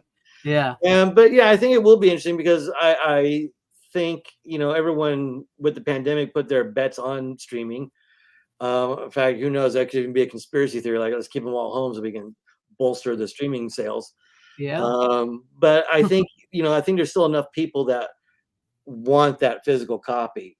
I think it's With music, it's a little different. I think, music has totally gone to me digital. I mean, when I see a CD in the store, it's like, what's that doing here? But with a movie, to me, I treat it like a book. Mhm. I want you to walk into my house, and instead of my library of books, you're gonna see my library of criterions and special Right editions. there. I've had girls come to my house and go, "What the hell are you doing?" Like, leave. You know, we're gonna put that in another room. No, well, we're putting you in the next room because Go. this is my library. No, Exactly, So, exactly. I hope it's here to stay, and I think it will be for a while. And it's encouraging to see, like, Disney putting out the Mandalorian shows and Loki, and they're finally putting out True Lies and The Abyss and all that Yes, stuff. yes, yes. But I wouldn't be surprised if within a few years, all it's going to take is someone like Disney to once they pull the plug, you'll see a chain reaction, unfortunately. Yeah. And that's where That's I what think we need luckily we do have these third party people who will keep it yes. alive for collectors, because I think that's where we'll, in the minds of the penny pinching studio accounting people, well, let them have it. The Yeah. newer generation, they're streaming, they're digital, they're whatever. It's just insane to me. But I wanted to ask you Mhm. about since Mikey brought it up as well too, and I was going to Oh ask yeah. you, what's it like working with Dinah Prince? Because she seems really awesome. She follows me on Instagram and Oh, does Twitter. she? Yes, so she She seems like is. she's Yeah. a really awesome person. She So is. I would say, truthfully say, I think she's one of my favorite people. She is so awesome. What I love about her is, I'll be real honest, she's obviously intimidating with her looks. You're just kind of like hubba hubba hubba. yeah, But once and she's very shy herself. And I think probably a lot of it because, people are just kind of looking at her, not looking at her or trying to yeah, know yeah, her. But once you start talking to her and just get in a conversation, she's the biggest horror geek of them all, which I think has helped her roll with Joe Bob and the Last Drive-In. What was so great when we did TNA 2, she was like, I'm so happy to be able to talk about these women this way. And she knew who we were talking about, so it wasn't just like someone reading a teleprompter. It was great because she knows the Scream Queens, she knows Linnea yeah, Quigley, she yeah, knows who they are. So, she's talking about them with love and knowledge, instead of someone just going, oh, so and so and so and so. yeah, yeah. And Um, but I yeah, felt she is that. just the biggest horror geek. So, the best thing you can do is, probably get her in the corner with a joint or something and start talking stupid horror movies, and you're gonna have a new best friend. Nice. She's done a ton of promos with us. She's always very willing to do what we want her to do, which isn't crazy or anything. Come and read stuff. Be Diana Prince or be Darcy, whoever, and Yeah, yeah, she knows how to come in and sell herself. Again, by being revealing and skimpy, but not being trashy about it. She's classy and everything.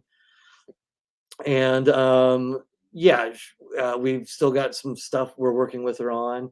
She's, kind of, I would say, as much as she's like with Joe Bob and the Last Drive-In, she's kind of our little cousin. Every now and then we'll yeah. get her, in our stable and do stuff. And in fact, she will probably be popping up in another little Barbie Kendra movie we're going to possibly have coming out soon too. So I've heard about that. yeah, Yes, I've heard about that. I yeah, made you some want your sources? headlines. No, yeah, yeah, yeah. Your sources are correct. So you definitely Yes. haven't seen the last of Diana Prince and stuff. So she's a lot of fun to have around. And on set, working with her again, totally cool. If she doesn't know her lines, a lot of times I'll help her, feeding her lines, and she's super cool. Um, And yeah, I have nothing but great things to say. I think it's been great because again, I met her when she paid to be an extra in one of our Puppet Master Access Termination. She's just a little Nazi girl in the background. And Yeah. at the time I was like, oh, that's Diana Prince from, the X-rated world. I didn't know that. And then it's been so awesome to watch her create her own character and pretty much revive Joe Bob Briggs from the dead. Right. I mean, Yeah. Joe Bob owes her everything, in my opinion. And it's been awesome to watch her tackle all that, bring it on. She's heavy in the wrestling world now, the AEW, Yeah. Yeah. talking about them and stuff. So she's just super awesome. I think she's doing the best thing she's doing for her career, reinventing herself and making a name for herself in all these, the horror world, wrestling world, what have you. So I think you're going to see a lot coming from her. I hope to work with her again. We'll work with her on anything, anytime. So That's cool. she's super cool. She's, you know, not one of these actresses, you know, you get on set, oh, don't look at me or don't talk to me. Yeah, yeah. If anything, she's just a shy woman who wants you to break the ice with her. You've got a new best friend. I mean, she seems like a really, really cool person. So I'm glad to hear that. I mean, I agree. She has built up such a huge community amongst the horror fans with the return of Joe Bob Briggs. I mean, I do think he owes her a lot because, with the whole mutant fam, Oh with the yeah, way that she brought them together and like she brought him that audience that was online. Like we just talked about, everybody's online. She brought him that audience, and so I'm so happy that so many people are finding Joe Bob Briggs now because yeah. I grew up watching Monster Vision, and it's so awesome to see his career resurgence and have her, bring all these new people into his community. So I think that's awesome, Oh and yeah, it's no, I great to mean, hear that she she's doing it. runs all his social media and Yeah, everything, you know. So, you know, she knows what she's doing, and you know, hats off to her. Again, not just, you know, I think reminding the world, yeah, Joe Bob's still alive, and you know, there's no reason why he can't be still hosting these shows and doing it, and right, right. you know, whether he retires or gets tired of doing that, I think she's got a great career, you know, taking over. If you know, if anything, you know, again, I Definitely, think she's just definitely. maybe a little super on the shy side from my experience with her, which is not a bad thing. But you know, No, she knows these movies, she knows these directors, actors, actresses, and she's a biggest fan as any of us horror geeks. You know, I mean, I think yeah. she's like in another world. She's probably like one of these guys in their basement, you know, watching movies. But now in this world, she's a super hot, you know, intelligent, I mean, talented woman. that's the girl you dream about as a kid. Like when Yeah, you're watching Monster Vision and you're like, why can't I have, and then, like, she's that girl that those that's we just dream thing. about, Yeah, I think you we're all of know? us in the Full Moon office. You know, once we got to know her, just like this is the ultimate girlfriend we all want. You know, she likes horror Yeah. movies. She smokes weed. She's gorgeous. What the She's hell? You know, can we she looks clone at you? Leanna You know. Quigley. She's not gonna say nothing to you when Leanna Quigley pops her top. She's gonna go Yeah, like, she's "Those gonna are want to say, "Can great." you fast forward to the boobs, please, Brooks? This is boring." Yeah. You know? She'd So probably knock me over the head. Get to your boobs quicker in your movie too. You know, no, she's super cool, and like I said, I hope nothing but the best for her. I think she's got a great road ahead for her, even past Joe Bob. I think she's doing enough to make herself known, and again, doing it where she's obviously flaunting and putting her beauty out there, but yeah. she's not a dumb person. She's not playing a dumb No, person. yeah, She's you can very tell smart. she She again, she knows her shit, and again, I think she's the real deal, and I think her star is just beginning to rise. yeah. It's like I said, I think I said one time to somebody, I can't remember who, I said, if anybody can fill Elvira's boobs, it's Diana. It's Oh no, Darcy. I think she is pretty much right now. I mean, you know, of course, you got Sven Gulli, but you know, he doesn't Yeah. have boobs. But I No. think, you know, if there's ever anyone to kind of fill that mantle from Vampira to Elvira, you know, I think Diana, you know, whether she is Diana Prince or Darcy or creates a Yeah. new character, I think she truly has that ability. And I know we in Full Moon, we were kind of, some of us were talking like we should get her to kind of be our Elvira person, you know, kind of before the Joe Bob thing took off. Yeah. And I think, yeah, I think she could totally nail it. I think she could. I think, and I definitely think it would, Joe Bob's, if when he decides to give it up, I think his show or whatever she takes over is in excellent hands. Oh no, Excellent. I think it would be a no-brainer to not let her take it over, you know, and, or worst case, you know, get with Senguli, kick off some of his Oh yeah, yeah, new sidekicks or whatever, you know. I'd rather see Diana and Senguli take it up. yeah, yeah.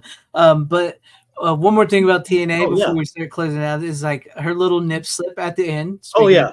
was that planned or was that That was accidental? not planned. No, that was a That was true. In true fact, it was accident. funny. You know, we were shooting that, and as we were shooting it, I noticed it happening. And you know, she's doing her dialogue so well. You know, it's just one of those things where it's like, do I just let her go and it was do another take or whatever? And you know, luckily she caught it, and she Yeah, didn't even know. But yeah, I did throw that at the very end just because my little, you know, we're not Marvel, but you know, that's our little yeah, Marvel yeah, post credit yeah, thing was you get a little nip slip, and I figured, well, it's famous TNA.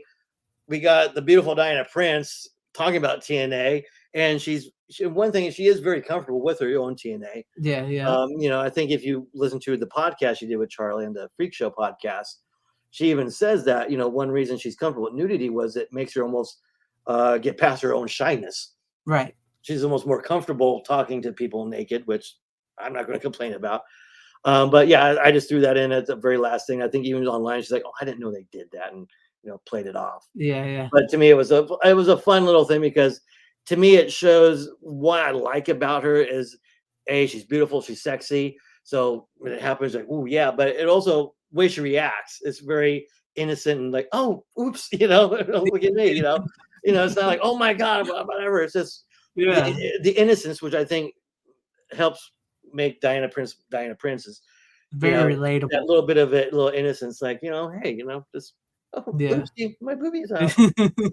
Because I was curious about that because I saw her playing it up like, no, that wasn't planned and whatever. And Yeah. because when you're watching it and you're watching her host segments, which she does an excellent job, I absolutely loved her as host. Her strap slowly falls down. Each scene, Yeah. it looks like it's going down further and further. So you're wondering if it's one of them's going to pop out. And Oh, no, then trust me, yeah, when we were go to shooting that that, I was, like, credits. ready on the hill, like, I'm watching these things slowly go, and, I mean, how she fit in that dress to begin with it's a Right. miracle, but, yeah, there's several adjustments throughout the shooting of that just to, make sure nothing else slipped out, but, yeah, it was Yeah. it was a true, accidental nip slip that, luckily we were able to record and we could share with, the hungry TNA fans. That's cool. I like that. But I'm glad here because I mean I don't know her personally, but like I said, she does follow me, but she follows back, because she's built that community. But I'm glad to hear that because she just seems like a really cool person. Oh, She yeah, yeah. does like seem like somebody I could totally hang out and geek out with. Oh, no, So, totally. so Anytime you get a chance to, do an autograph or a meter, I'd recommend it.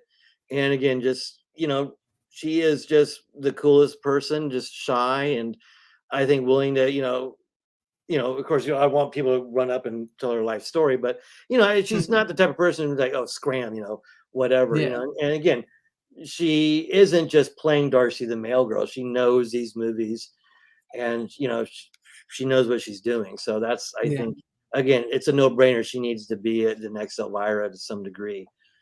And who definitely. knows? I'll try to scoop her up at full moon if we can. Oh, definitely, definitely. But I want to thank you, Brooks. This has been a great conversation. I've Oh, my pleasure. absolutely enjoyed this. I love hearing about bringing her to me, a Gingerweed Man, famous TNA. I love your thoughts on the streaming and the censorship and physical media. I love hearing all that. That's my channel. That's what That's you Oh get yeah, no, like I said, topics I've to been loving talk it. I about. was So I watching your love Trading it. Places review today. It's like, Oh, nice. do I need to upgrade my fancy Blu-ray? I don't know, but okay, maybe I will. I mean, if you want to, the 4K is worth it, but the Blu-rays have never been bad for trading places. Well, yeah, to me, I love 4K. It took me a minute to get into it just because, like, okay, another fad, but Yeah, it's one of those things that's like once you see something in 4K, especially older movies, you're like, yeah, there's really no going back. Even 1080 right. looks a little wonky. I mean, I highly recommend Texas Chainsaw Massacre 2 from Vinegar Oh, Syndrome, I the do have that. 4K. That is an amazing 4K. Highly Okay. recommend that one. Okay, I have it. I haven't watched it yet. I have one and two. I haven't watched either of them yet. Like the grain, everything, perfect. Nice. No, that's It good to hear. feels, yeah, it feels like you're actually watching a print of the film at a theater when you're That's what watching. I That's what love I with the like. 4K, especially the Yes. older things shot on film. Hmm. As I like Lawrenceville, Arabia the other night, Yes. nights ago, actually before I started working on Bring Her to Me, get my little inspiration going. And then Rosemary's Baby, that was a great transfer. And this, again, like you said, I love the fact that it feels like I'm watching the actual film print in Yeah. my in my room instead of just glossed over whatever. But I think it's great. So keep them coming, keep Yep. reviews coming, so I can know which ones to buy and keep the good word going. We got to keep the physical media going. Definitely. I've got some converts. I've converted some of the youngins to the physical media side. Good, good. So Preach I mean, on, preach yeah, on. yeah, preach it. I'm not a huge channel by any means, but I'm building. I'm doing what I can. Hey, that's all we're doing. Like I said, I'm with Full Moon, and we're in the grand scheme of Hollywood, we're on our own little niche in this great big Yeah, pond here. I mean, while we are playing with the big boys, we're still kind of like, the little guys, that are getting to play in the same field with the big boys, but there's like, you stay over there, you guys. Yeah. So hey, it's out there. So I love being able to support you and get your Yeah. word out there. And like I said, I think you got a great channel. I love your Thank you. Thank enthusiasm. Because to me, I'd rather trust the word of a fellow fan reviewing a movie than some bougie film critic, Yeah. who says whatever. I mean, again, you go back to my Ginger Weed Man review. It's like, dude, it's a stupid puppet movie. What were you expecting? That's what I said when I Give me a go and 2, not a 0. when I go and watch that, I'm just like, I don't expect to see Lawrence of Arabia, but I Yeah, do that's expect to just have it. fun. I just hope the puppet. I mean, part of it was you're supposed to see the strings. Yeah. Um, and so, like I said, I love watching guys like you, who are passionate. And it's like, even if maybe the movie's still nothing I want to see, it's like, well, it's cool. I learned something new. But again, I love seeing the passion for it. And 9 times out of 10, someone's passion for something that I'm on the fence about will get me to go over and check it out. So I applaud you, and I'm glad you've converted Thank people. And like I said, I love seeing everything in the background. I love seeing all those movies, even if they're you. still VHS and stuff. I've got No, boxes of really. laser discs in my garage, so Nice, nice. it's like people say throw them away, like I can't. I They're can't. babies. Yeah, I know. It's like I restarted collecting VHS again, just like over the past couple years. I know it's I got 4Ks and stuff, but there's Yeah. just something special about every once in a while popping in a VHS and watching an old movie on a VHS. Well, Just yeah. something special about it. Well, to me, for a large part, for our generation too, a lot of these like full moon movies, that's how we were introduced to Yeah, them that's in how I found VHS. them. Like when you see a real movie, you're in a theater. That's how you're experienced. Like Star Wars, even as a kid, I still remember it being this huge thing on the screen. So even watching the best 4K, and it's not even a true 4K, it's a 2K upscale. Yeah, It's still not quite the same, even on a big screen, TV screen, as on a theater. So, I think that's part of the charm of VHS. I haven't gotten into it, but I understand it, because yeah, hmm there's that just quirk of, because for me, I want to see the whole picture, not the yeah, yeah, yeah. and scan. But I totally get, watching the trailers. I remember the full moon videotapes with the video zones at the end. I mean, that was my film school. Yeah, I would watch full moon movies I didn't even care about, just to see what's next. What's Charlie going to talk about? What's the new behind the scenes? Is there Tim Thomerson interviews? There's something yeah, going on, yeah, whatever. So I think it's great, and I love seeing that nostalgia factor come about, with Bring Her to Me. I added some film rings. I wanted to look like it was film, not yeah, video. I mean, no matter how great 4K is, there's still a coldness to it. And I like to see a little bit of noise, a little bit of grain, which reminds me I'm seeing yeah. inorganic Like, film. That's why yeah, until I actually shoot on film, I'll never call any of my movies a Brooks Davis film, because it's not shot on film. It's a feature, it's a movie, but it's not a film because it's not made on film. right, right, right. So whenever I see people putting films on these, high def or 4K movies, it's just like, it's not a film. Stop calling it a film. Yeah, yeah, it's not film. I love film. I do miss film, but I do hope you get to shoot a movie on film one day because Oh no, I I hope so think too. I mean, I if love your Super 8 movie so counts, I've far. done that, but Yeah, I do love your movie so far, and I appreciate your time. Yeah, it's just this is a good talk. I just love this little old me being able to talk to people from Full Moon, and I will continue to support Full Moon because I genuinely love what you guys do. I well, really I truly love hearing do. it. And at the end of the day, you're not the little guy. You're the reason why there's a full moon. At the end of the day, anyone working in this industry, we have to acknowledge our audience, whether it's Yeah. a guy who's got one viewer out of his backyard podcast, or if it's a movie where it's the whole world's watching.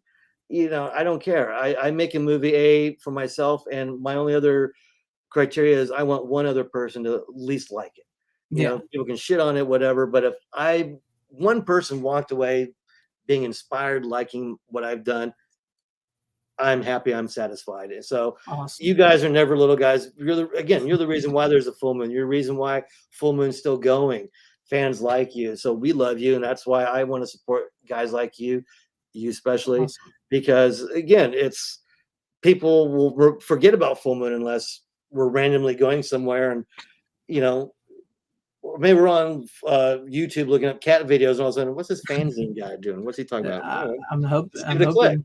I mean, Yeah. that's Yeah. how it works. I mean, with full moon, that's kind of almost how we do it. You know, Yeah. they put a trailer I out there. mean, They hope, okay, hope you watch CGI Gator cross your fingers. I Because did again, we can it. put all we want, but it's just there's just so much out there. I There think that's is. the number one biggest thing is problem with streaming services in general, not all the BS with what they show or not show, is there's just so much out there that how can you watch it all? Exactly. And it's nothing's an event anymore. There's just it's almost like okay, I'll watch it, and you forget about it after you watched it. Yeah. Unless it's something really special. Like I think the last thing was The Killer, David Fincher's movie on Mhm. Netflix. Was probably the last thing that made an impression on me streaming wise. Otherwise, it's just kind of like okay, cool, and then Yeah, maybe I it's like finish it's it, all maybe I don't. forgettable. Yeah. Yeah, it's all just all forgettable now. Whereas again, where you have the physical medium, even if you forget the movie, you turn around, and go, oh, I forgot I had that. Why don't you watch that? Yeah. And I That's can what I tell do. you how I many find times I've done it. yeah, I forgot I I own find that. myself Yeah. going over there going, "What do I oh, hey." Yeah, Or then I do I have have a the collector's commemorating. book Yeah. inside of the cover, and I find myself reading the book insert that I got with the collector's edition before Yeah, I no, bought I'm the like, movie. I forgot this book was in here. It's a nice Yeah. hardcover book. I just got with the Hellraiser 4K set from Yeah, Era. yeah. Like, I got the sometimes Psycho even if 4K I hate the set. movie, I've just got to get the package. It's so nice. Yeah. Yeah. But yeah, I do truly appreciate your time, and thank you to everybody. 'Cause I don't know how it happens. I know I got some people that send me the movies for some of the newer movies ahead of time before they release on your guys' channels. I don't I know shout out to Laura, she sends them to me. Shout out to you guys over there. I appreciate you guys. I thank you so very much. And All right, well, thank you, Greg. yeah. And like I said, we've got a lot of stuff coming. We've got a Joe Bob thing, and of course, Oh I think nice. Barbenheimer is in the works. So that's kind of what we have. Primeval should be hitting physical soon too. So get ready on that. Nice, So, nice. again, like I said, I love talking to guys like you, and I'm like you too. Like I said, my room is pretty much outside of all the Superman stuff. I've Yeah. got more Batman stuff probably. Yeah, I was always a Superman fan. Not that I Yeah, mean I like Batman too. It's just as well, Superman the Superman's always movie. been my guy too, but Yeah, Batman's always been more my visual guy. Like yeah. stuff. It was But just like you'll see, I have an equal opportunity, but yeah, leans more on the Batman side because there's just more guys have played Batman in movies anyways. I have to collect yeah, every yeah. actor who's played Batman. But I, no, I want to thank you. I want to thank everyone out there for tuning in. I hope we gave you an entertaining. Oh shoot, it's been about 2 hours. I didn't even it realize is. that. I know. I couldn't believe it. We went on because I was Yeah. thinking maybe an hour, and then we. This Hey, happens on my channel. This it's all happens on my good. You can't channel. stop a good thing. Yeah, Don't stop a exactly. good thing, in my opinion, either. Keep it I going. have that. I have that ability to where like people start talking to me, and it just keeps going. I don't know Well, what to it me, is. It just and happens. that's a good interviewer and a good conversationalist because to me, a good interview shouldn't feel like it's an interview. It should feel like this, where to me, a good conversation, like my Yeah. pet peeve now, I hate talking on the phone. I don't Right. want to talk to people on the phone, even if I'm dating you, whatever. If I want to talk to you, I'm going to see you. Otherwise, I'm Yeah. going to text you, whatever. But when I do talk to someone on the phone and we end up talking for hours on end, to me that's great because I'm not paying attention, and nothing beats a good conversation because Yeah. you're not like this guy's getting on my nerves or I got to be somewhere. It's again, I'm just having a good time, and I just looked into. I didn't realize that we were being timed in the corner. I just finally saw Yeah. Yeah. It's hour okay. 52. Yeah. So, But and that's like I said, you made it a breeze, so you do a great job. It never, again, it just it felt like a natural conversation. In fact, I was like, there's probably more we could talk about, but you probably yeah, want to get definitely. sleep. I probably need to get dinner, so Yeah, yeah. we can do a part two sometime or catch You're up on welcome something back else. anytime you want to come back. Anytime you got a new movie or just want to talk or bull crap or whatever, you're welcome. I'd You're be more than welcome. honored to. Just Anytime talk you about old come horror on, let me know. movies, whatever. We'll talk about Diana Prince and boobies. Yeah, that's some of my favorite subjects, man. Hey, Uh, isn't but it yeah, all of that ours? exactly. I'm a man and I love boobs and I'm not afraid to say so. So Oh, I'm a man. I love boobs too. So we us men, we need to be able to say that more confidently these days. And exactly, exactly. But it's that's why a sort of endearment, women. It's not a bad thing. it's not. I don't. I mean, I don't mean to over sexualize you or whatever you want to say, Yeah. but I like boobs. I like the woman figure. God created the most beautiful thing in the world is the female form. So it would be wrong of me not to appreciate it when I can. Yes, and that's why I named this a conversation instead of an interview because I don't like using the word interview really because I like it a conversation. Well, But yeah, that's yeah, perfect, perfect. I love that. Yes. Perfect. With that being said, thank you, Brooks, again. Thank you to everybody in the chat and everybody that was out there watching. Make sure you share this out. Let everybody come back and rewatch it, whatever. Tell your friends, and I'll catch you on the next one. See you guys later. See you guys. Thank you so much, everybody. Bye. Bye.